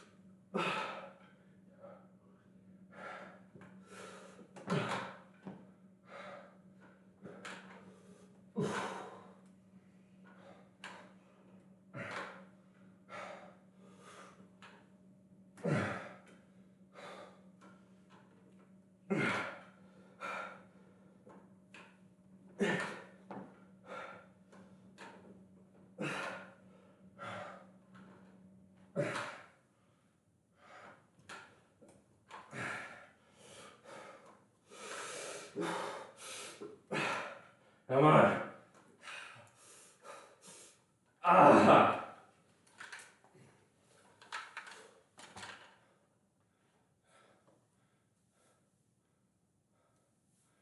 Soft Southern accent, yeah. Well, so one of the things that happens, I found, is that my accent is a bit, this is because I grew up in a military family, my accent's a bit chameleon style. What I mean by that, well, my accent tends to fluctuate depending on who I'm talking to. If I'm hanging out with the good old boys down across the street who've been born and raised here in South Carolina, oh yeah, accent come on real thick, start talking like this. Man, they talk about mudding, talk about barbecuing, talk about that pulled pork, that hash over rice. Yeah, that just naturally comes out that way. But yeah, and the Marine fit. Well, my dad was Air Force. Although, come next year I may be working for the Navy. We'll see. I actually got a job offer from 2 different places. I'm currently in the negotiation phase, so we'll see. Perhaps that's what happens. All right. So we got one more set of fronts. That was my second set of pullovers, so we're done with those. So we got one more set of fronts, 4 sets of lunges, 4 sets of Bulgarians. What did we do the lunges last time? Oh, we did them with dumbbells. Okay. Okay.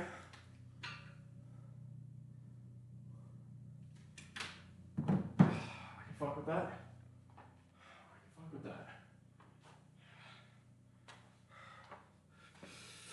As a Brit, all I can get out of your accent is that you sound vaguely American. Ha! Well, that's fair enough. Regime for the Army in the UK is so low, can't join because I'm mega sick, autoimmune. I looked into it and it's like 4 push-ups. Long time ago, Britannia used to rule the waves and have quite a formidable army. What happened to y'all?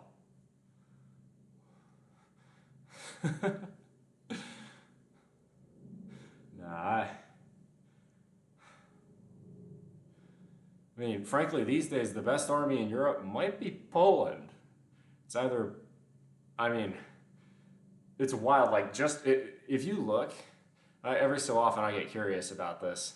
You look at, like, sort of where arms sales are going, the amount of money the Polish have sunk into their army is kind of crazy, like, since 1991. Because they don't trust the Germans and they don't trust the Russians.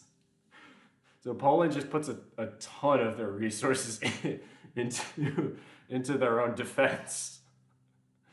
Front line in the UK is the Green Berets. Oh, well, okay, yes. Now, Green Berets, I assume if they're like the United States Green Berets, yes, that's a different level. No, if it's your Marines, they would destroy them. Hot sauce, we have Green Berets here as well.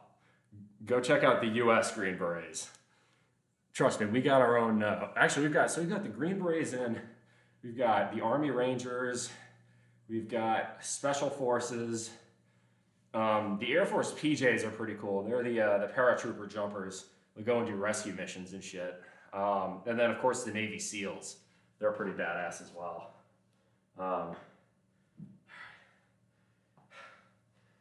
Let's go, I need a song here. Let's get a little Molly Hatchet going. Any of our special forces, the Green Beret Royal Commando is probably less good than your Green Berets moron. I mean, they might be better. But I'm just saying, you're not the only ones who have Green Berets. Excuse me for just 1 second. You gotta do this off the camera. I don't think this is allowed on Twitch, no matter what. Oh, yeah. It's exactly what you think it is.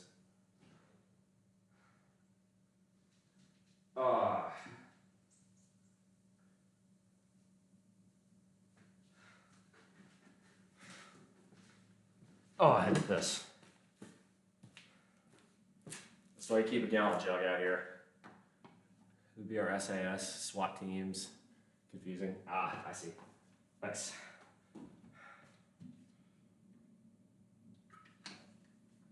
Okay.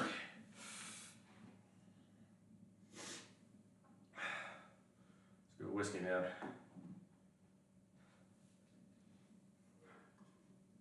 Ah, damn it. Shit.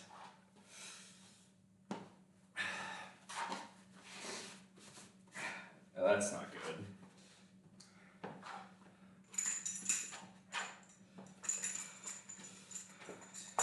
Come on. Fucking hit this.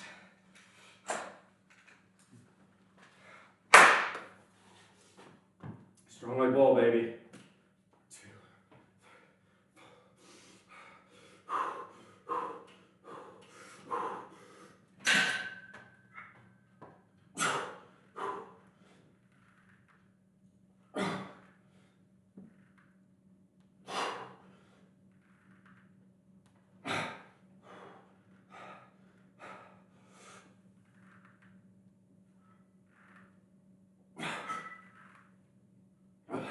Come on.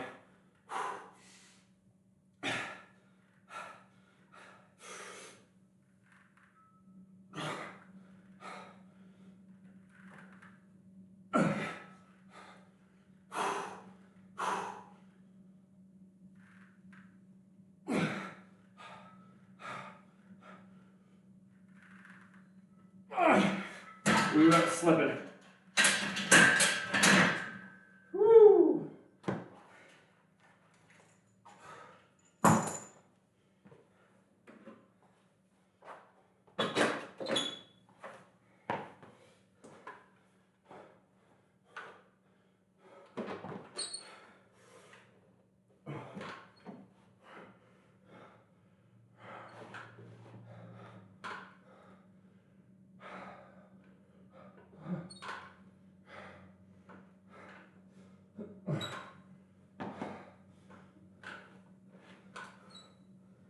Wait, I don't need to be doing this. Oh well. I already did 2 sets. This is an extra.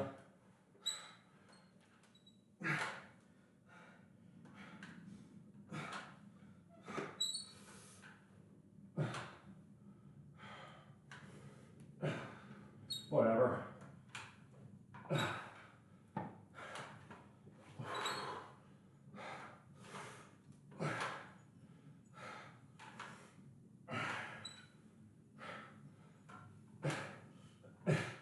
Oh my God.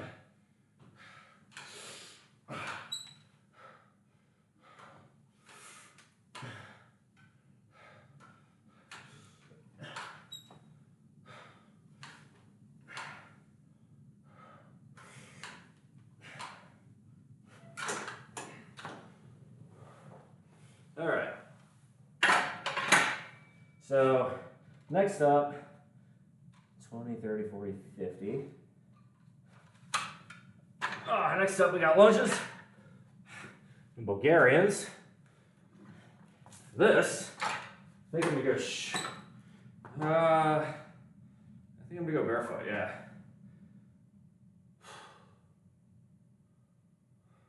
Yeah, to keep my shoes in better shape. Lunges will probably bust up the rigidity on the shoe, so we don't want that. We take off our shoes, go barefoot. Woo! That is a lot colder than my feet are usually used to. All right.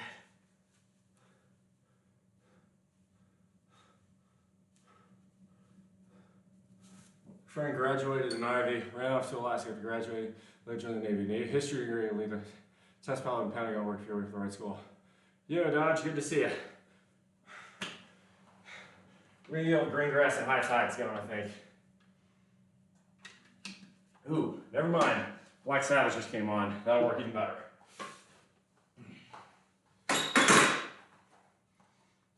So we got lunges.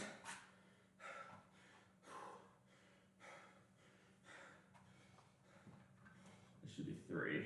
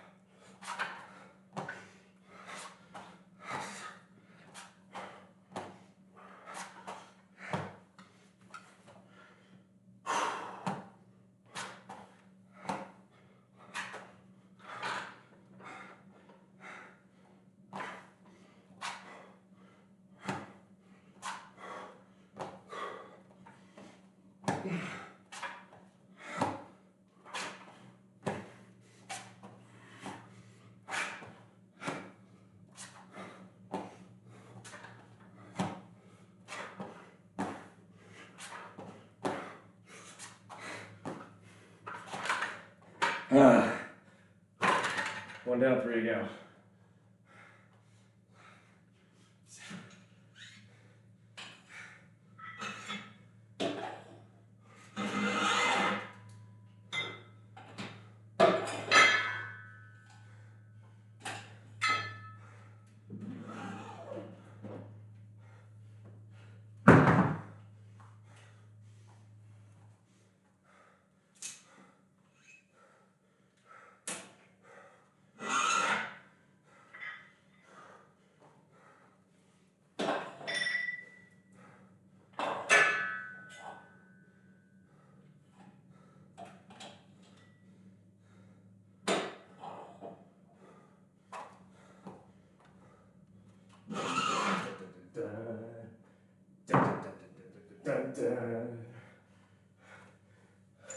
Do not need the belt anymore.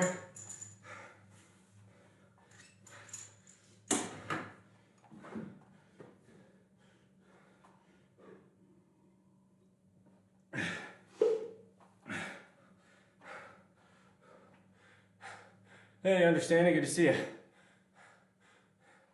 Les is in the UK, I thought. Good to see you in here, Dodge. Must be a slow day. I think it's next Friday that's a pain in the ass for you. But yeah, Discord's right there. If you like my stuff, you want to hang out more, that's where I spend my time off hours. All right, let's go. 1, 2, 3. Strong like bull, no quit.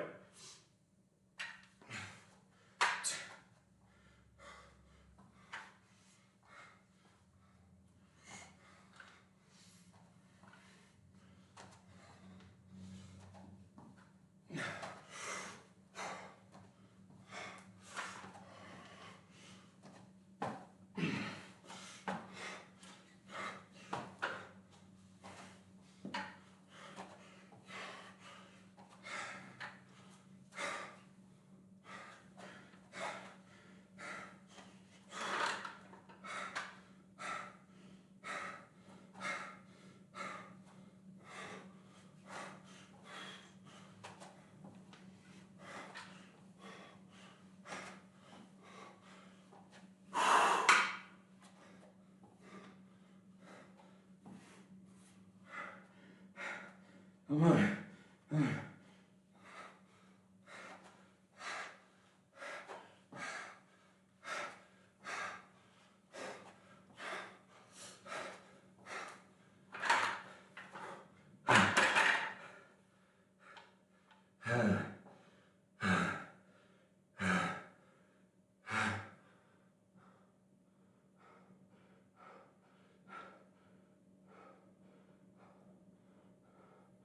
Shit.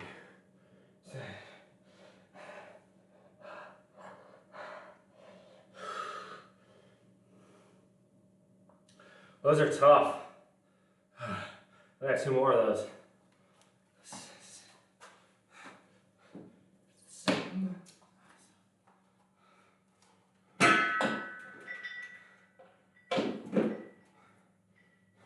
I believe for a really long time, most of Europe was spending less than 2% with the exception of Poland.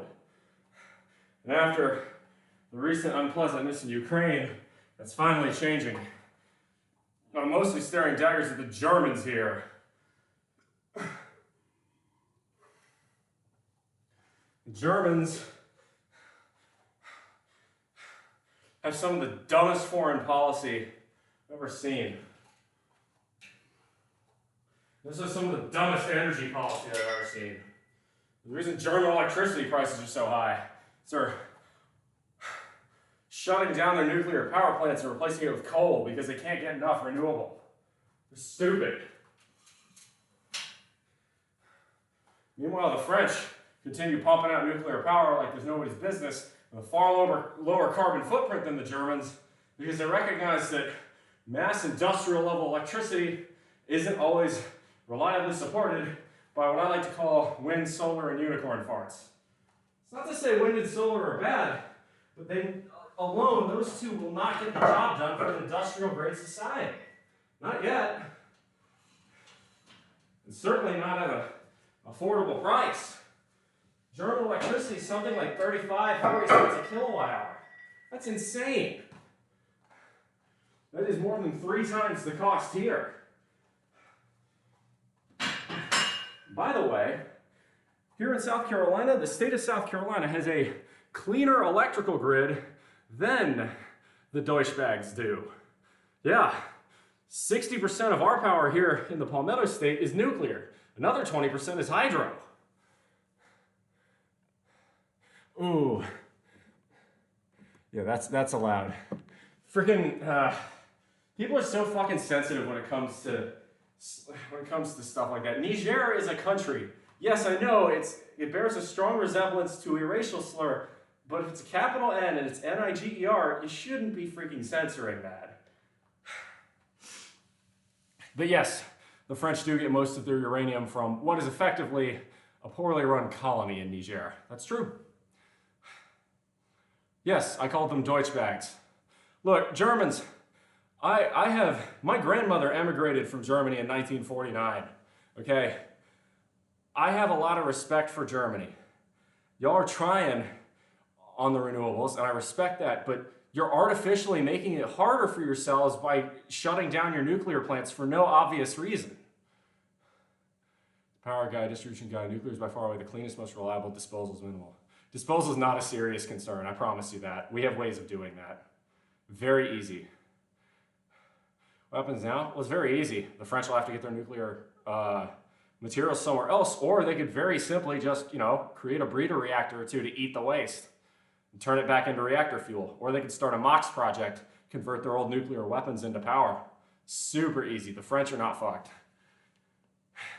Frankly, the thing is, too, that coup in Niger was backed by the Russians, who have an interest in controlling the world's uranium supply because Russia is a massive uranium exporter.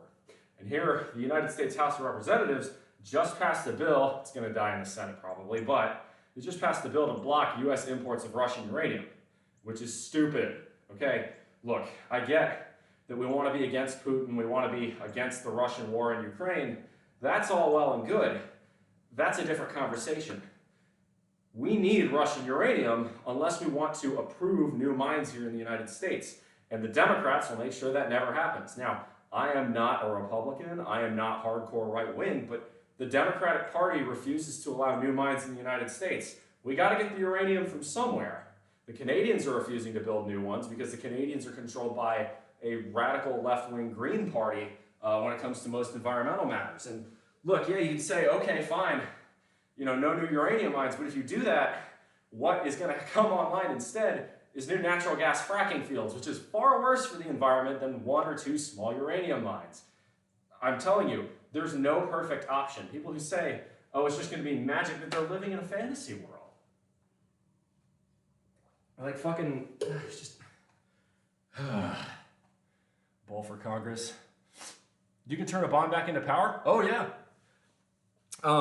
Go check out, so we were buying, actually, this will be funny for you, see, people don't understand this. This is why I have a really strong, highly held opinion of the first Bush administration.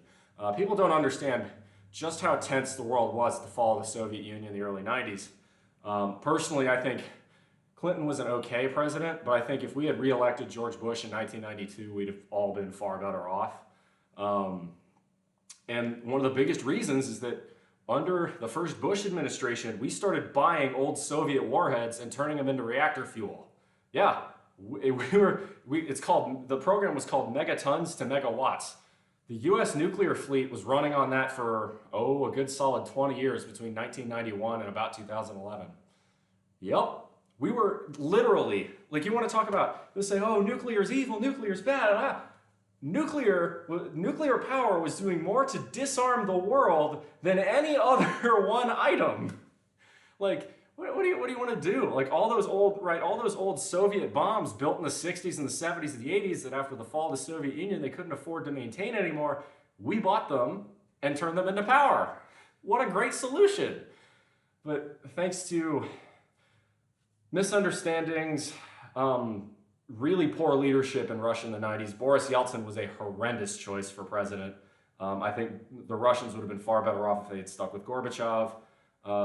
And not great leadership in terms of foreign policy on the US side. There are things I like about Clinton, there are things I don't like about Clinton, but I think Bush Sr. had a far better foreign policy expertise and would have handled things a little bit differently. But policymakers are scared of fallouts. No, policymakers are scared of public backlash because the public's stupid. Most of the public thinks nuclear power is what The Simpsons portray it to be. And Matt Groening has done more damage to the US environment than almost any other person short of maybe Charles and David Koch. The reason is because The Simpsons has put such a negative image of nuclear power out to the public that most people think nuclear waste is something that's just stored in barrels and makes, fish have 3 eyes and it's this green glowing goo that just kind of seeps everywhere. So much of that is wrong, but I cannot tell you how many Americans I have met that think nuclear power works the way it is shown in The Simpsons. It bothers me so bad. There's no way you just say Clinton was okay. I just did. There are things I liked about his presidency. There are things I didn't like about his presidency. No presidency is truly black and white, amazing or terrible. But there are some I think that were better than others. I do think a second Bush term in 1992 would have been a better option.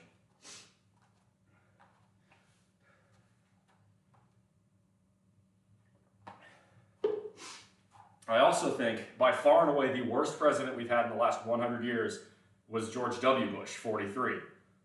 Bush 41 was, I think, quite a good president.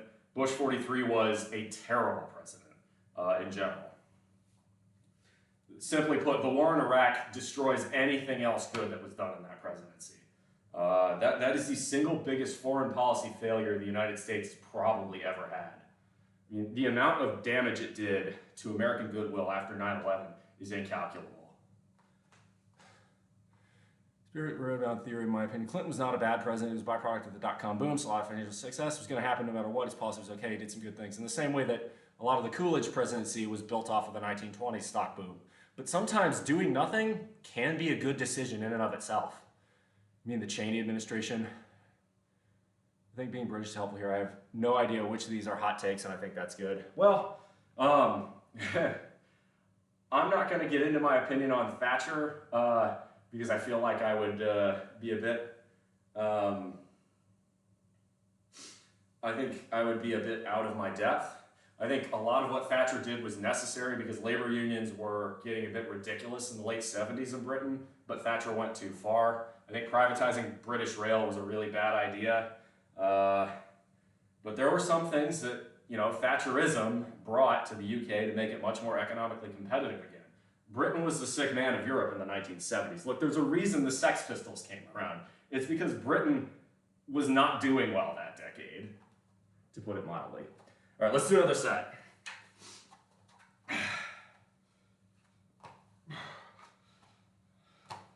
I do not think, by the way, that Jeremy Corbyn would have been a good option for Britain. The 1970s is not a decade Britain should want to go back to. Go look at what happened to British Leyland that decade, for God's sake. That is, a company operating like that is not a symptom of a good economy.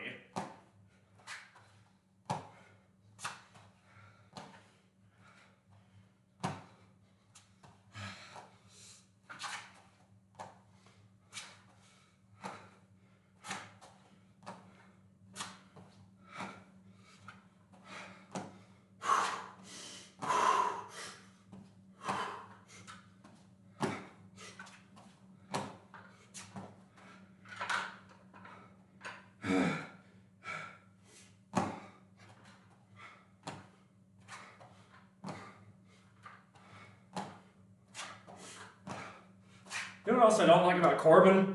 He's a pussy. All right, here's what I mean by that.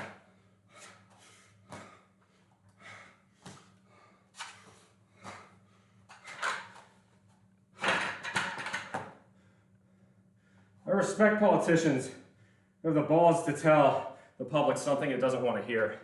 And you know why Corbyn was a pussy? Corbyn wouldn't fucking tell the public how stupid Brexit was, even though he knew that Brexit was a really fucking terrible idea. Brexit made Britain weaker. It's going to continue making Britain weaker. It's not a good idea. But Corbyn, right, so, you have guys like Farage and the UKIP and, the Brexit Party now and all that stuff. They're very clear on their position. But the Labour Party just went this fucking wishy-washy approach. Like, I watched a British election a couple of years ago.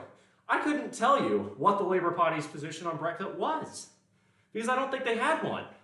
That's even more disappointing. Lord of the Pen, good to see you.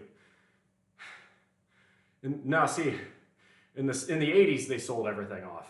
In the 70s, they tried nationalizing everything. Because I've watched a lot, so I'm a bit of a car guy as well as an engineer.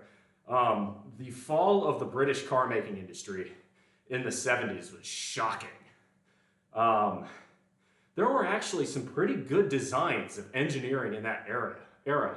But the way British Leyland was run, especially once it was nationalized by the government, and then the way the labor unions behaved under British Leyland, made the company completely unviable. It made the company unable to compete with anyone. Not the Americans, not the French, not the Germans, and certainly not the Japanese. It was a terrible idea. We're stuck with it now. And Corbyn Dallas multipass. I do not know what that is. That's what I meant. Sorry, post-national era. Thatcher sold everything. Yeah, so, now again, I think some of what Thatcher's reforms were necessary, I do think Thatcher went too far. Britain had fucking problems in the 70s. And I think Thatcherism was a cure. I don't think it was necessarily the best cure.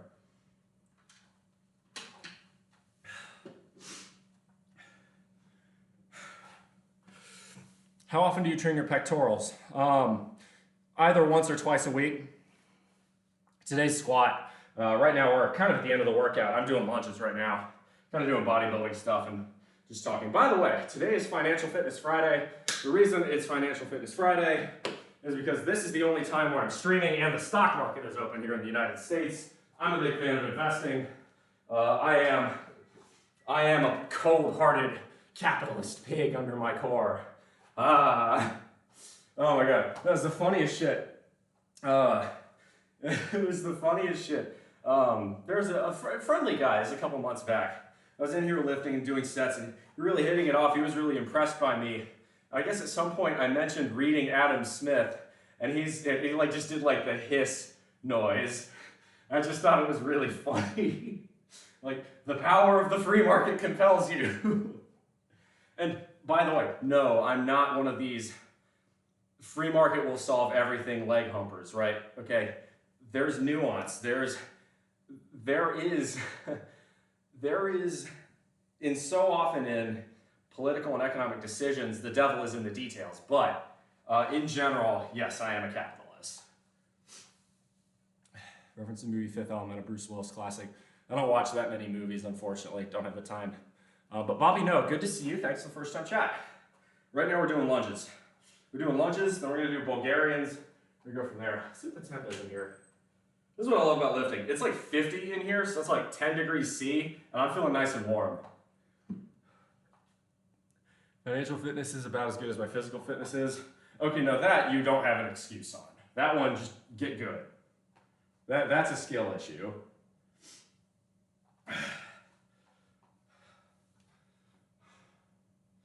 The effects speak the facts. If you have emotion, use that. If you have neither, pound your fist as loud as you can. That's funny. No, I'm something of a centrist here in the United States. I have political opinions, but I also try to recognize that in many situations, nuance and different backgrounds are going to influence different beliefs and different perspectives. And apart from areas of fact where something is demonstrably true, you know, in general, there's a lot of nuance for discussion. But in general, I tend to skew more, I would say center-right economically, and then pretty much dead center culturally. There are a few issues I'm actually quite farther to the left on, environmentalism in particular. Look, climate change is real, and it's going to be doing a lot of damage in this century unless we get fucking serious about curbing emissions. Unfortunately, the left-wing parties here in the United States are not serious at all when it comes to that. All right, last set of lunges, let's go.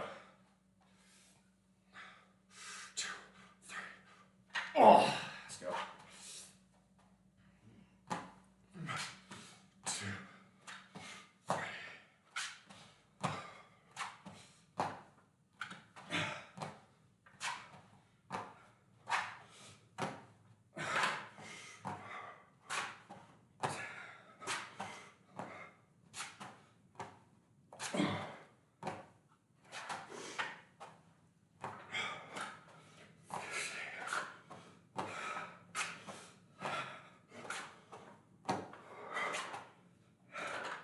Come on. 6 more.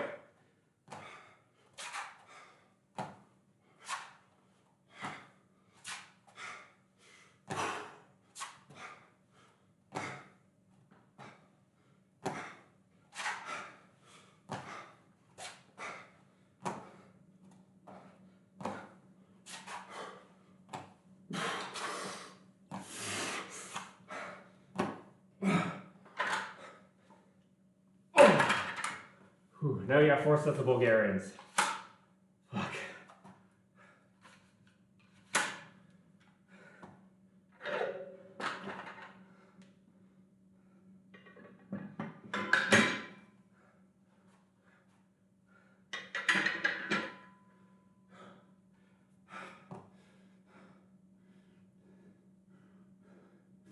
Centrists are a dying breed. I don't think that's true. Centrists are a breed that is very quiet on social media.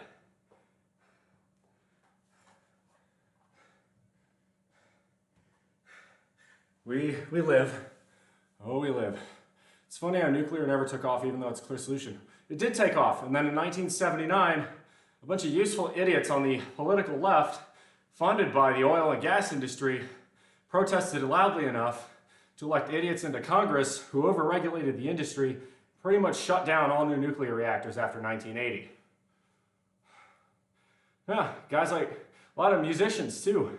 James Taylor, Jackson Brown, fucking Jane Fonda, who I'm convinced if she never lived, the United States would be far better off, frankly. She's done more damage than almost anyone else for her own causes. Same with Ralph Nader, by the way. I know that's a brutal black pill, but if Ralph Nader didn't exist, cars would have been more fuel efficient in the 70s. Cars would be no less safe. We'd probably have better rail infrastructure, and Al Gore would have been elected in 2000, which would have been infinitely preferable to a W presidency.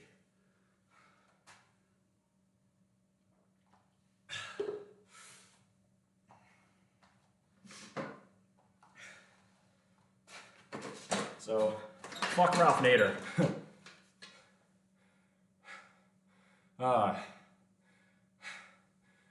As far as Randall Holcomb was one of my professors, environmental G's, love that guy.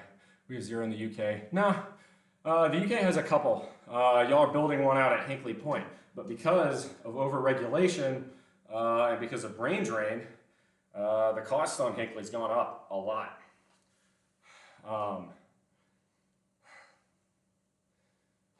A lot of water stuff in that class and fisheries. Oh yeah, that's the thing. You want to talk about, right, pollution in terms of water. Think about just how much damage oil spills do. Think about just how much damage dumping coal fly ash does, which, by the way, coal fly ash and coal byproducts are more radioactive than anything you get out of a nuclear power plant. The Chinese financed one, you mean? Jesus Christ, y'all let the Chinese finance that? No wonder y'all are gonna get screwed. Y'all are getting bent over a barrel, I'm sure. The Chinese hate y'all, and to be honest, they have a good reason to after the Opium Wars and the, you know, that whole imperialism thing y'all did.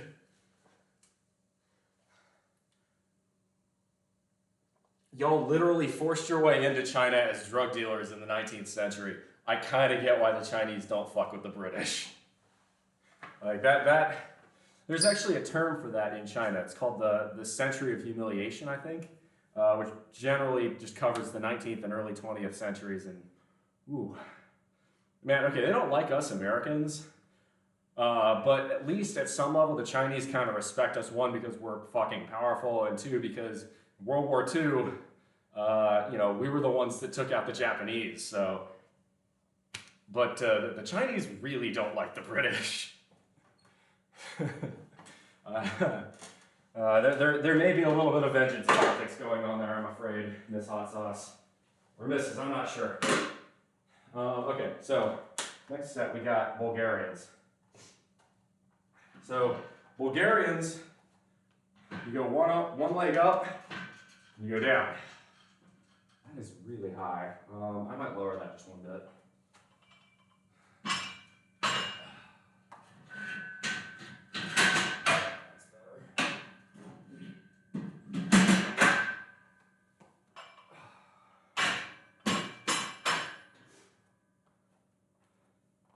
All right, let's do another set.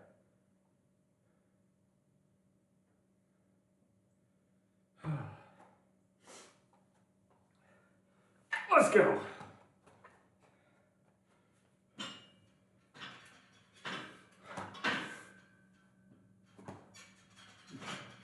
Fuck, hurts. There we go.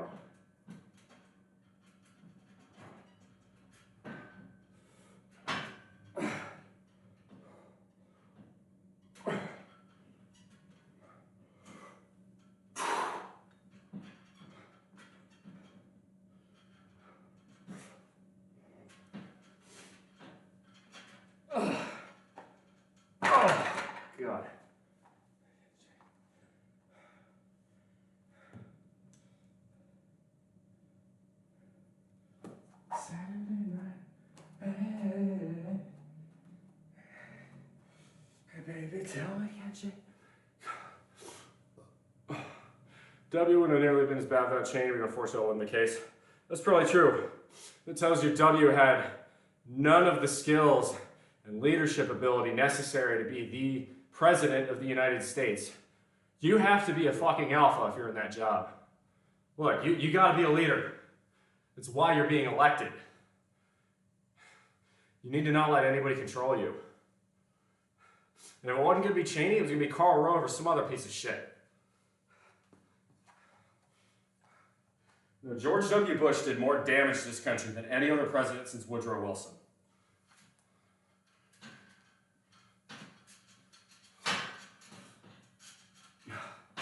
Some ego as a president's good. Too much and you get Donald Trump.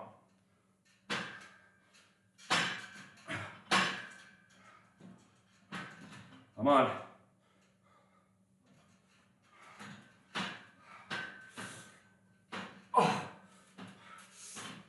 Oh God, I hate these. He says, yeah, these are Bulgarians. I'm actually gonna put my shoes back on. That metal bar on my foot is killing.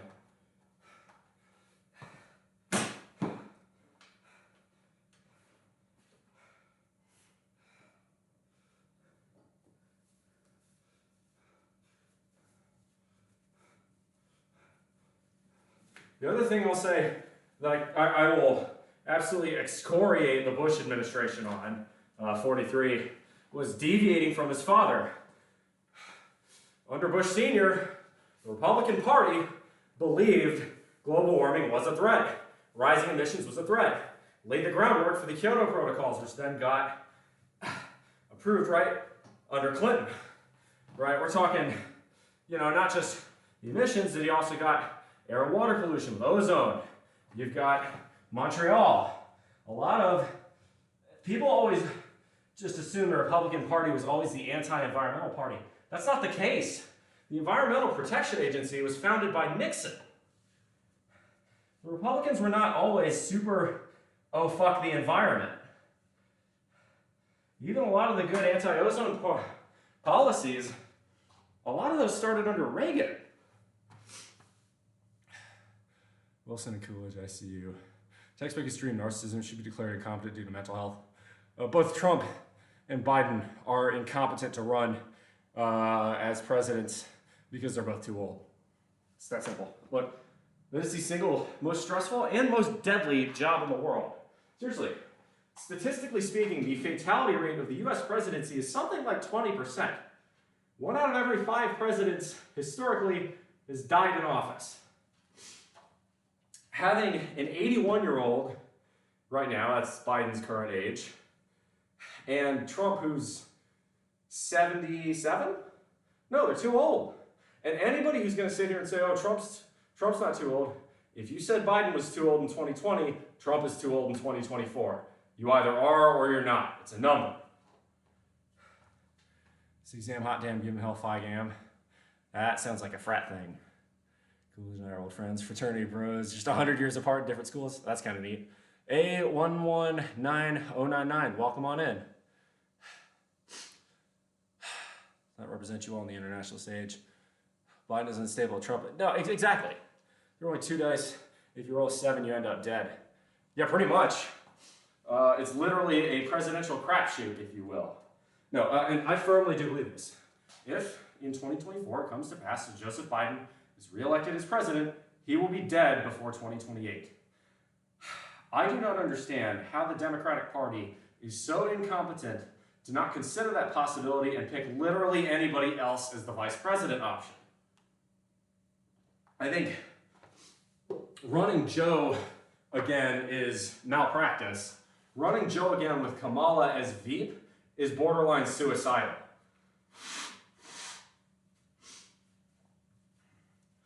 And before you say, you know, oh, it's just, I don't like her because she's not white and she's female, there are plenty of not white female people who would be far better at her job than Kamala is.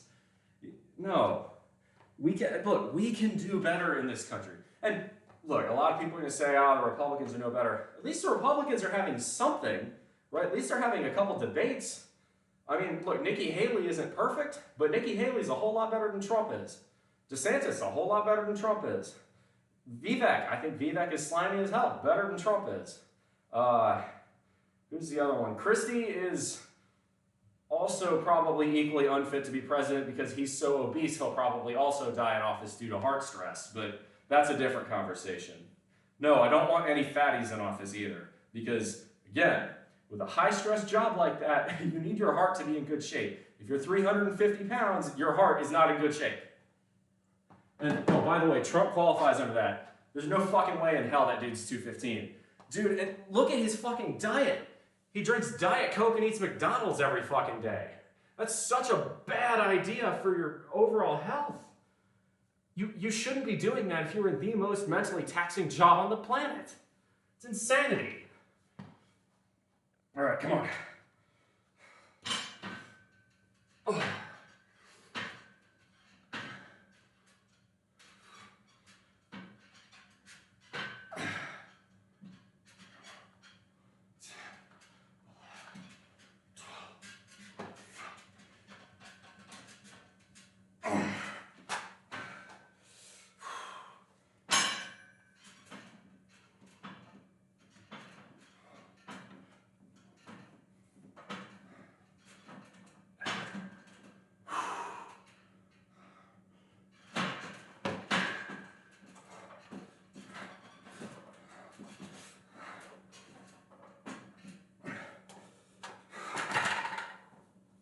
Communist ideas are fantastic. They're probably use theory to practice or rational self-actors designed to fail.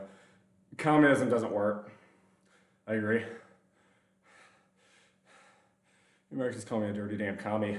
Nah, I call you something almost as bad. I call you British. Nah, I'm kidding.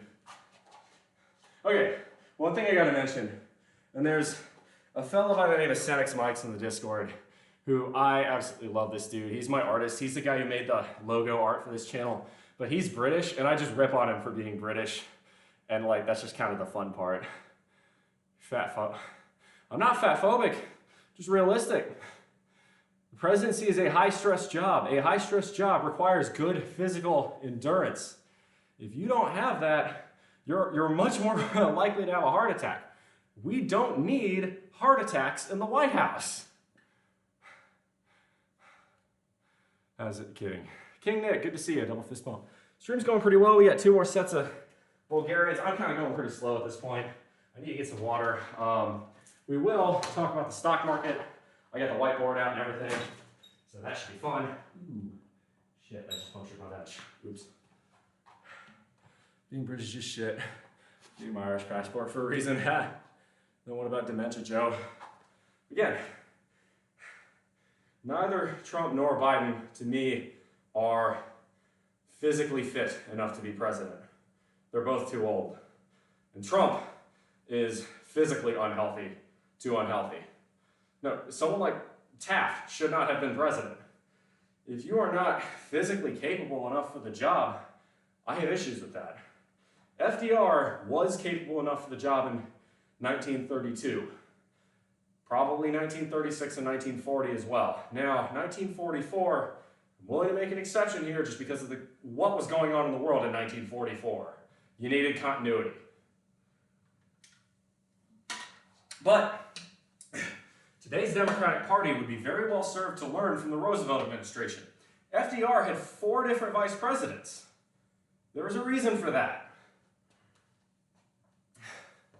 The 44 election was less about the presidency and a whole lot more about who was going to back up FDR. That's what it was about. We're in a similar situation. Taft got stuck in the White House tub, writing in BullMuscle for president. Well, I'm 28, so don't do that yet. I'm not legally able to be. You're really campaign manager until you fire me, find someone better. You have to wait till 2032 if you want to vote for me for president. Don't waste your vote on me. It's illegal to vote for me. So, well, it would be illegal for me to take the office. But you get the point. Echo Fa being Midwestern as fuck there with the ope. He kept devouring them. Nah. All right, let's do another set. I'm gonna go in and get water after this one. I'm out. 2, 3, 4.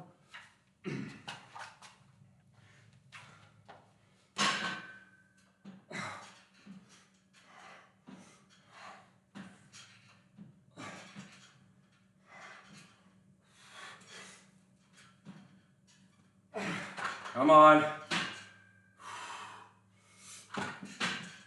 God, my ankle.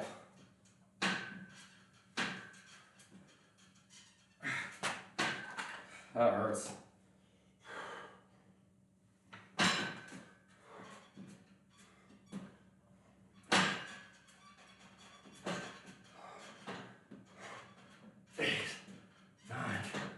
Come on.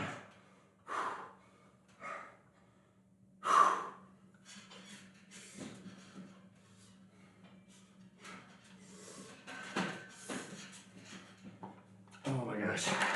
All right, I got one more of those. Give me 30 seconds, y'all. I need more water.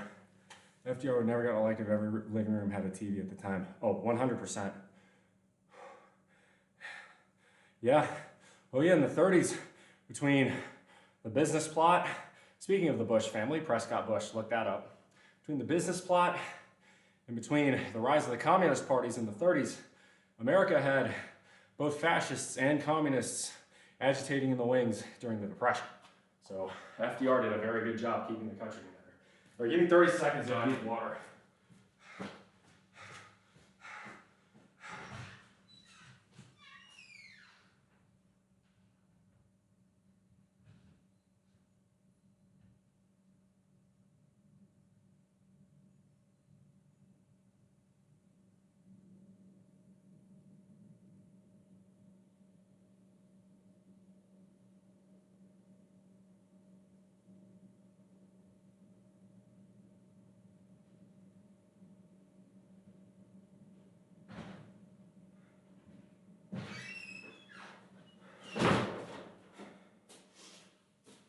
Okay, sorry about that. I had to get more water.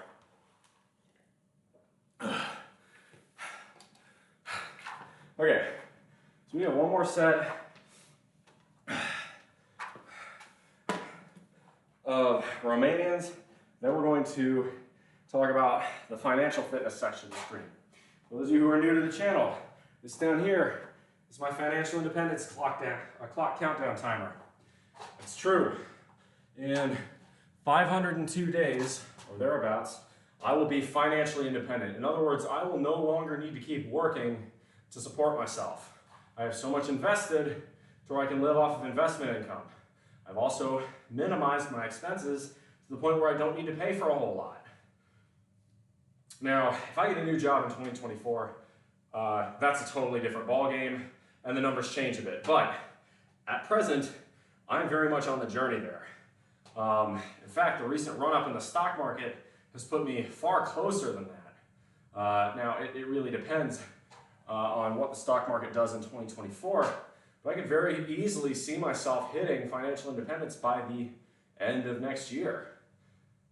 There's too many questions right now to be certain, but that number down there right now is looking pretty conservative, actually, which is a good thing. Dodger says, I know you don't believe in tarot. Card of the day is strength. I think you'd be down with that.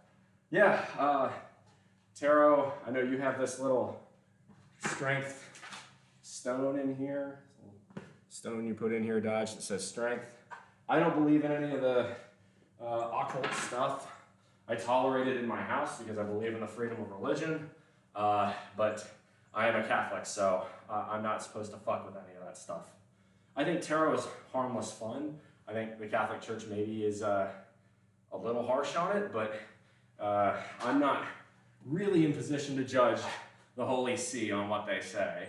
That's probably a bit presumptuous of me.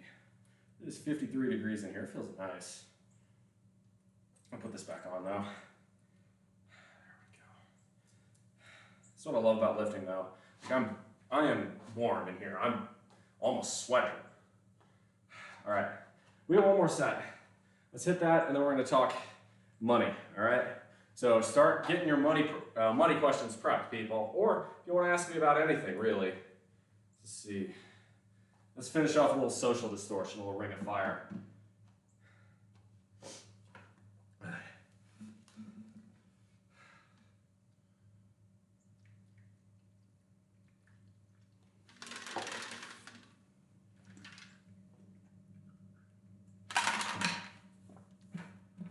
Please don't excise me from chat, so playing D&D, I don't give a shit. Again, you're free to believe whatever the fuck you want. Wasn't a long time ago, the Catholics in this country were kind of seen as, you know, not loyal to the U.S. It took a lot for Kennedy to become president. Hey, Panda Jojo, good to see you. Here we go. Yeah, y'all Shanghaied me into D&D a long time ago. Definitely not my jazz.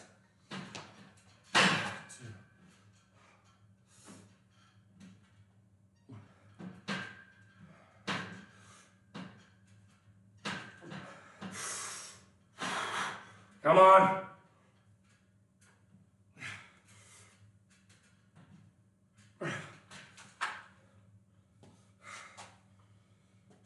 One more, come on. Damn it, I missed.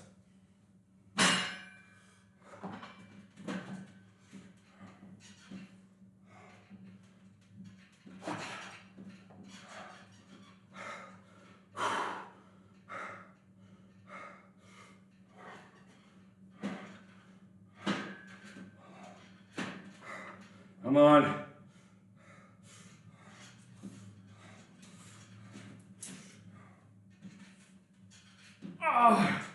Alright, we're done. And it burns, burns, burns. The ring of fire. The ring of fire.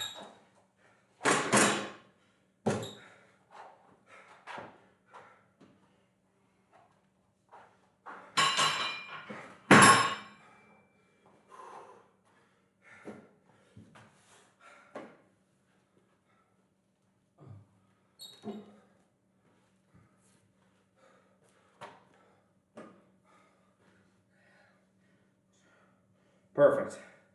All right, we're done here. So I need to record my protein.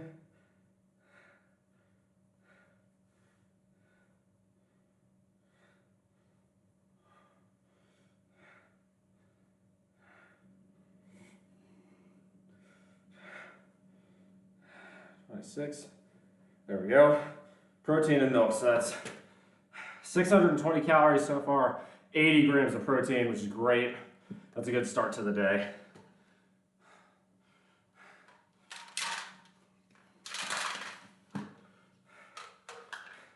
I fell to a burning ring of fire. I went down, down, down, and went higher.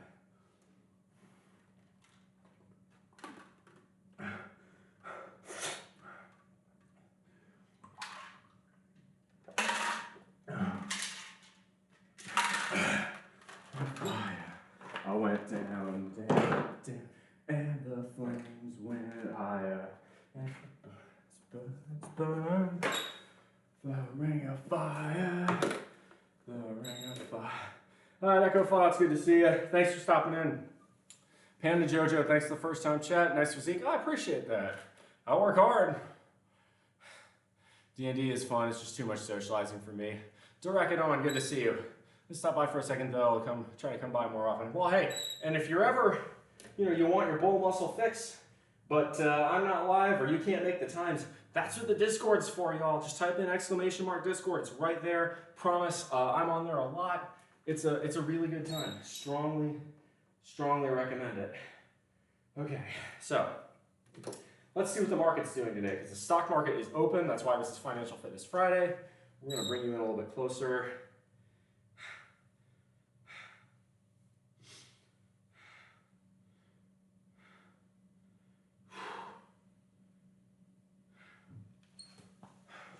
Oh, we got someone coming in with an Amazon package.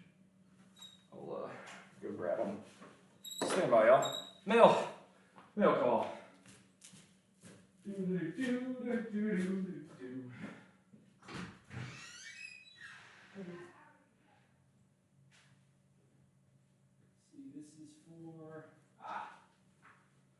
it's for my roommate. So it kind of has to stay off camera. We'll leave it in here though. That should do. Alrighty, where were we at? Yes. Thanks for popping in, Echo. Always good to see y'all. Okay. So tomorrow, by the way, I'm going to be doing press. We're going to be working on shoulders. I went back and looked at the tape, looked at the VOD of my last press workout. I was not happy at all with what I saw. My form was poor, and I'm really going to work on locking out, proper form cues. So we'll be doing a lot of that tomorrow. I have the strength to hit press harder than I have been. The trouble is my form's incorrect. I need to fix that. Anyway, so Financial Fitness Fridays. Let's start with the stock market. Survey says we have a, woo, all right. Looks like pretty flat for the big indexes. NASDAQ's up very slightly, 65 points. S&P's up 4, so it's basically flat. Dow is up 19, so it's basically flat. The Dow and the S&P are just about at all-time highs. A large part of this has been the Wall Street exuberance towards the Federal Reserve capping rates at 5.5% and indicating that they're probably going to cut rates as many as 3 times in the coming year.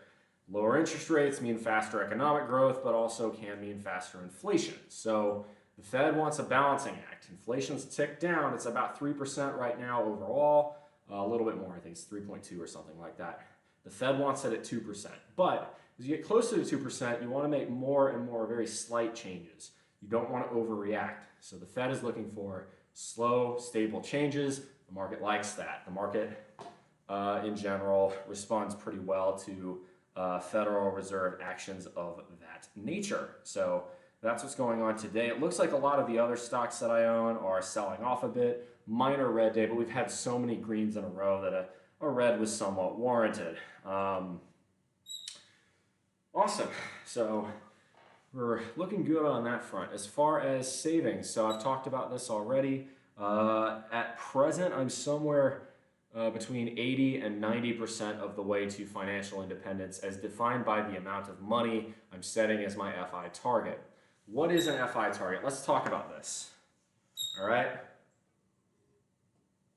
Historically, if you invest your money in the S&P 500, historically,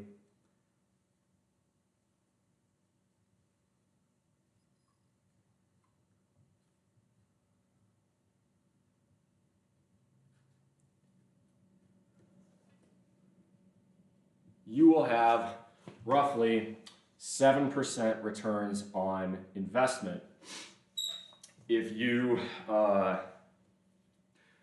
you'll have roughly 7% returns on investment if you invest in the S&P 500. Historically, that's about the average. Now, when it comes to being able to retire or being financially independent, there's something called a sequence of returns risk, SORR. Sequence of returns risk states that while we cannot predict the future for the stock market, we cannot predict what the stock market is going to do in the next 5 years, we can look at historical 5-year, 10-year, 20-year, 40-year, whatever year chunks of historical performance and analyze those years to get some sort of idea of a range of values for what is likely to happen to the S&P. What do I mean by that? Well, think about it this way. If you live in Hawaii, what kind of heating system do you need to put into your house? Well, historically, Hawaii has never, like if you live in Oahu, you have never seen a temperature below probably 60 degrees. So if you built a furnace system, that can keep your house nice and warm in 30-degree weather, what you've done is waste your money because you're never going to need it that far. In the same way, you can have such a low withdrawal rate that it's overly conservative. You're building for a reality that's not going to happen, where the withdrawal rate isn't going to fail no matter how bad things get. And I don't think we're ever going to see a crash worse than, say, 1929. I don't think in the United States we're going to see inflation worse than, say, the 1970s. The fact that we have spent an obscene amount of money in the last few years, the government's running huge deficits, and yet we're still seeing inflation tick back down, kind of proves the point. And the Federal Reserve hasn't had to increase interest rates anywhere near where Paul Volcker had to do it in the late 70s to stop inflation back then. So what that tells us is that there is a lower limit somewhere in terms of rate of returns that no matter what happens in the market historically, that withdrawal rate would have worked. The answer, Abner, good to see you. FM, also good to see you as well. So the answer is, so what is the minimum, what's called minimum safe withdrawal rate?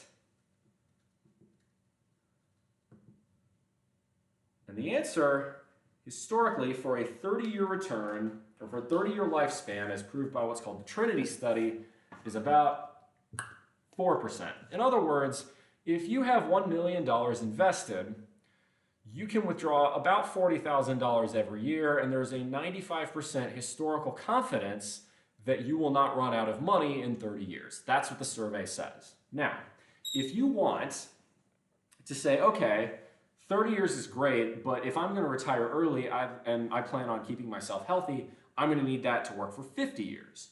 Well, you need to expand your range a little bit. You do that, you may need to trim it down to 3.5% or 3%. Still, these are, anything below 4% is extremely conservative.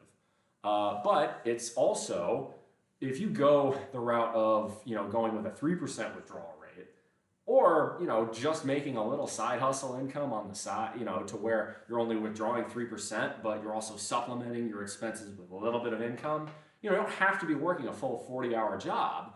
All of a sudden, you can get to the point where you're still, in effect, retired, but you are, at the same time, seeing your money still grow every year because the market rate is giving you better returns than what you're withdrawing. Standard inflation, these are all post-inflation numbers that I'm talking about here. Delicate Anavar, thanks for the first time chat. Yo, bro, how many 5-year-olds could you take in a fight? 0, because fighting 5-year-olds is fucking illegal. What the hell kind of question is that? Welcome, glad to have you, but bro, are you okay? Oh, man. Okay, so I made a political compass a long time ago about different kinds of people on my chat, and every so often I get someone who comes in here with a completely off-the-wall question that just destroys my train of thought. I think that's what's just occurred here. Yeah, that is... I love unhinged Twitch chat sometimes. Good Lord, dude. That is... Okay, assuming that it was legal, how many 5-year-olds could you take in a fight? I'm still not going to fucking do it. That's wrong. Even if it's legal, it's still fucking wrong. I'm not going to fight a goddamn 5-year-old. That is a strange, strange question, sir. Welcome. Glad to have you here. But don't forget about compound or standard inflation. So these numbers, right, we're talking about 7% withdrawal, or 7% historical returns. This is real. It's actually 10% when you take into account historical inflation, which is, on average, around 3%. What if they're all, like, super evil? How do you tell if a 5-year-old is super evil? I feel like 5-year-olds are a bit more like monkeys. They're just kind of impulsive and not particularly rational. I don't think evil exists at that stage of life. I could take 3 easy. I don't know the answer to this question. Y'all are goofy. Love y'all, but y'all are goofy. Okay, so that works. So where are we going with this? So if you can withdraw 4% of your money minimum, and let's say your living expenses are 40 grand a year, that means you need $1 million invested to provide you with that money year after year after year after year. But what if you can decrease your expenses to say $30,000 a year? Now all of a sudden all you need is $750,000. And what's best is in most cases, right, this is going to mean your money increases over time. Why? Well, because if this is the minimum withdrawal rate, your average is going to give you a little bit extra. And those little bit extra years as they come on, it's going to mean you're probably going to make more money in the long run, which means over time, you can either, donate more to charity, or you can increase your living standards. You can increase your spend rate. It's really up to you. He holds a big ass sign that says I'm very evil. Is charging for my hobbies at the dumpster behind the Burger King a sound financial strategy? Someone here likes Wall Street bets. That's what that's what that comment means. Giving hand jobs out behind the Wendy's. Isn't that the old? It's you're going for the tendies, and if you can't get that, you're giving hand jobs out behind the Wendy's, something like that. As far as if you want.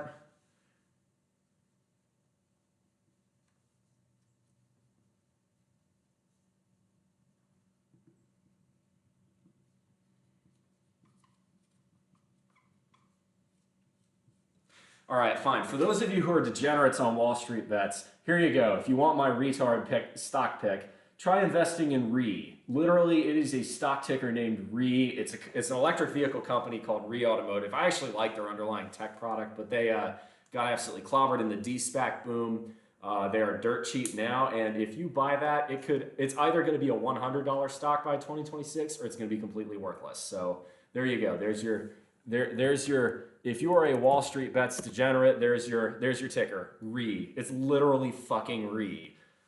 I have a feeling that what is going to happen is as they start picking up sales, and again, I'm actually really bullish on the underlying company, but ignoring that, as they pick up sales, some idiot is going to make a meme or a post that goes viral on Wall Street bets because, again, the ticker is literally RE, and Wall Street bets is going to send that fucking stock skyward. Whenever I go on a ride, I say, RE! But anyway, so if you found my channel and you're a degenerate, there's your stock pick of the day.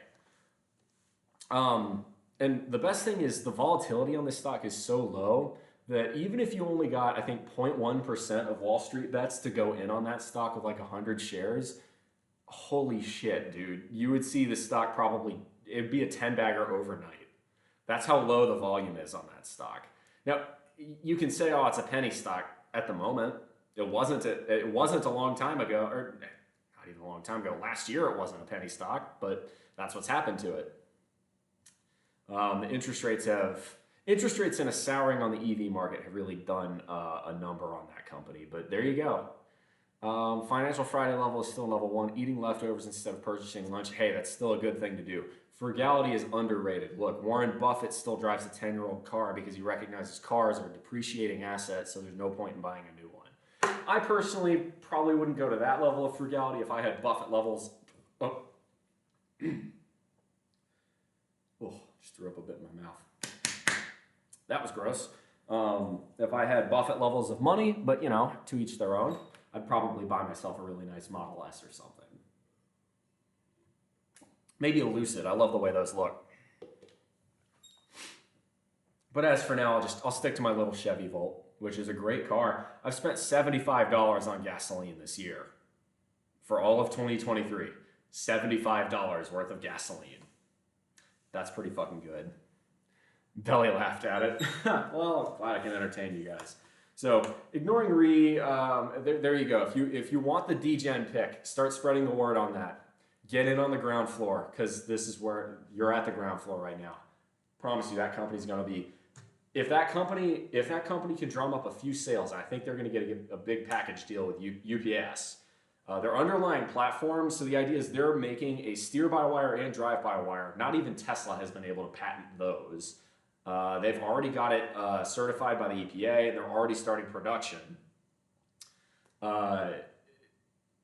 if they can, you know, get sales, that is a cargo van that is about 20 to 30% more package efficient than any conventional van. That is a huge deal. And because it's steer-by-wire and drive-by-wire, costs of repair will be low. Downtime is going to be far lower. There's a ton of actual like good technical reasons to invest in that company. But if you just want the meme answer, it's because haha, rig over.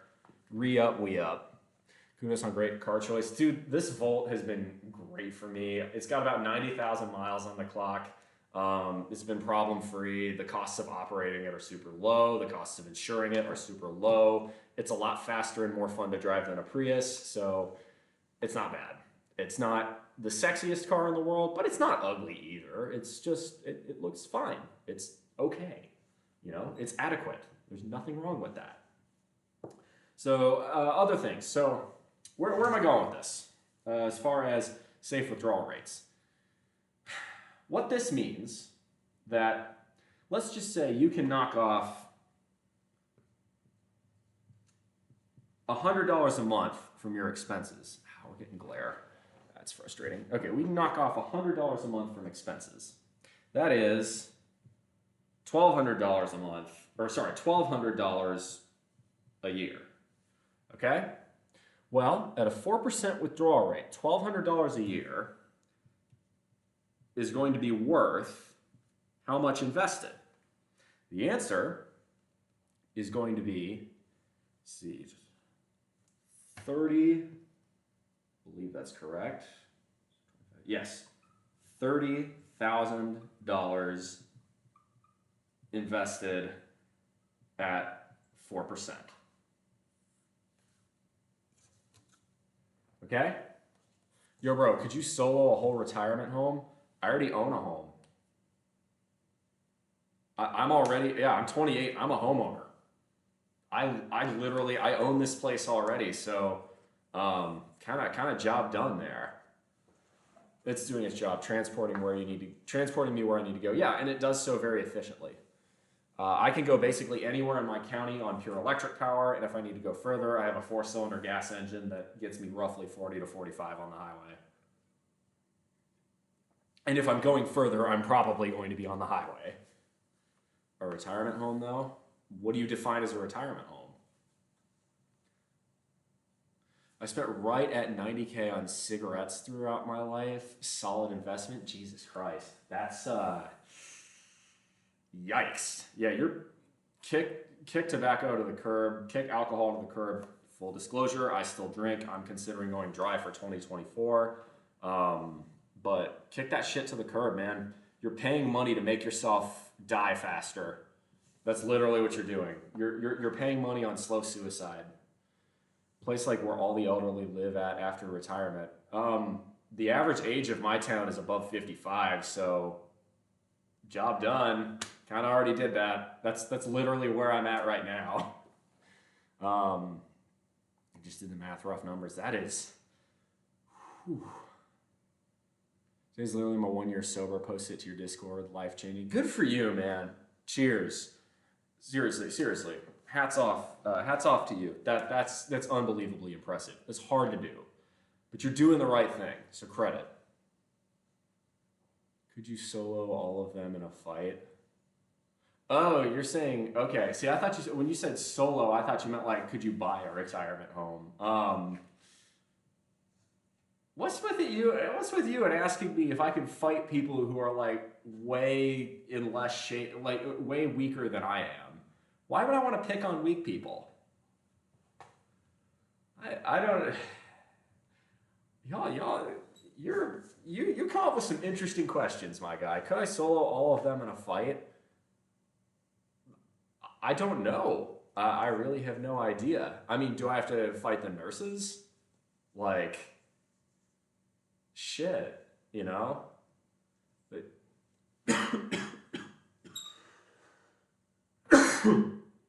quantity over quality. Something like that. If I went from weakest to strongest, I'd probably make to the 3rd standard deviation, so up to the outliers, yes. I think I'm going to go with ATD's answer here. These are some weird conversations. Nurses are the final boss. Okay, so I don't have to face them simultaneously. That does make it easier. If you buy a retirement home, you got to shoot for the goal of having the equivalent of the Golden Girls as your residence. So, like, I have a couple houses down from me. I have 3 sweet old ladies that used to be deadheads, so they're, like, really good at growing shit. They have a big garden in their backyard, and I often, like, will haul sacks of mulch for them just because it's the right thing to do, and they kind of treat me like an adoptive grandson, which means I get fresh fruit all the time. So I kind of already have that vibe going on. If I want to hang out with a couple really cool people who are older than me, yeah, I just go right down a couple houses down, easy. Until like it's just trying to start a cage fighting business. Honestly, kind of sounds like it. Yeah, that's the thing. We're talking about all these things like, bro, I've already done this. That's what I do here. This town is so where do I live? I live in rural South Carolina. Oh, they are so sweet. They are rabid Buffalo Bills fans of all things. They're from like upstate New York originally, but they're really sweet. They give me lots of fresh fruit, and then whenever they need heavy shit moved, they just come and bang on my door. I think it works out for all involved. But yeah, no, be nice to your neighbors, especially around here. Again, this is an older town, so a lot of people will come by my house, be like, "Yo, you mind helping me with this?" And I just say, "Yeah, it's the right thing to do." So that's just that's just part of living here. That's Southern hospitality, though. It's the Deep South is just kind of like that. I live in a small town in the Deep South. We have 0 grocery stores here, a Dollar General, 8 churches, and dozens of Confederate flags. That's where I live. That's what my town is. So, by the way, people who are wondering, somebody was asking why I was single earlier. That's the reason. The dating pool basically doesn't exist here. It's not good. Yeah. Dating is difficult here. As it turns out, a local obesity rate of 50% makes dating very, very, very hard. So, what are you going to do? Of course, it also being extremely socially conservative means that going the other way is about as hard. I don't really tend to talk about sexuality as much just because I don't know, I feel this is really just how I was growing up. It's just something you don't advertise as much. But looks like my hometown.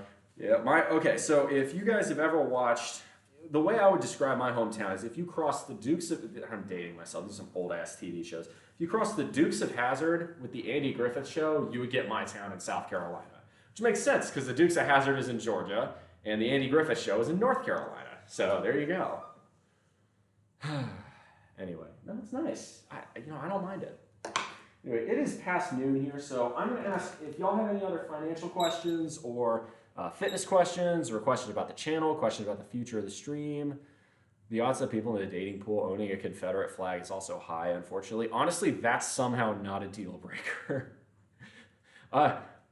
Believe it or not, that is not a deal breaker here. I know that sounds terrible, but like, it's rough out here, fam. It's not easy. Anywho, so if y'all have any questions about the channel, about fitness, about anything else, now's the time to ask. Otherwise, we'll probably go for a raid, and I'll be back again tomorrow at 9. Stick around for the raid too, because you get channel points for doing that, and that's always fun. We got Zachbot, we got Coel, we've got W. Ramirez. Ooh, Stars and Bars. Don't worry, he's not a Confederate, I promise. He's from Ireland. He just likes astronomy and he likes barbell lifting. So he chose the name Stars and Bars without realizing what that means here in the United States. He gets that question a lot. Nah, good stuff. You're an okay dude. I appreciate that. Yeah, we'll go rate Stars and Bars. He's pretty baller. He's only got 8 people live right now anyway, so we're going to go do that. All right, so we're going to raid Ski. Stars and Bars. All right, y'all. So that's going to be it for me today. Sounds like we don't have any other questions. So thank you all very much for coming out. If you followed, I appreciate it. If you want more, come check out the Discord. And in the meantime, oh, hold up. No, we got to cancel the raid. I did the wrong. I mistyped it. There's no A. It's stars ND bars. He needs to pick a better name. That's okay. Anyway, raid message is Bull Rush.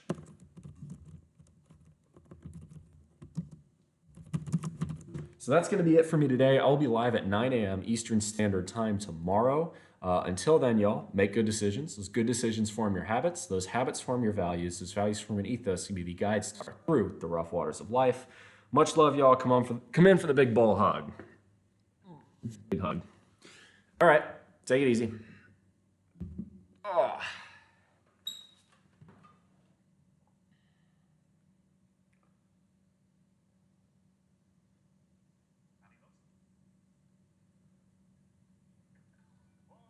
Hey, BullMuscle. How you doing, dude? Hard your set.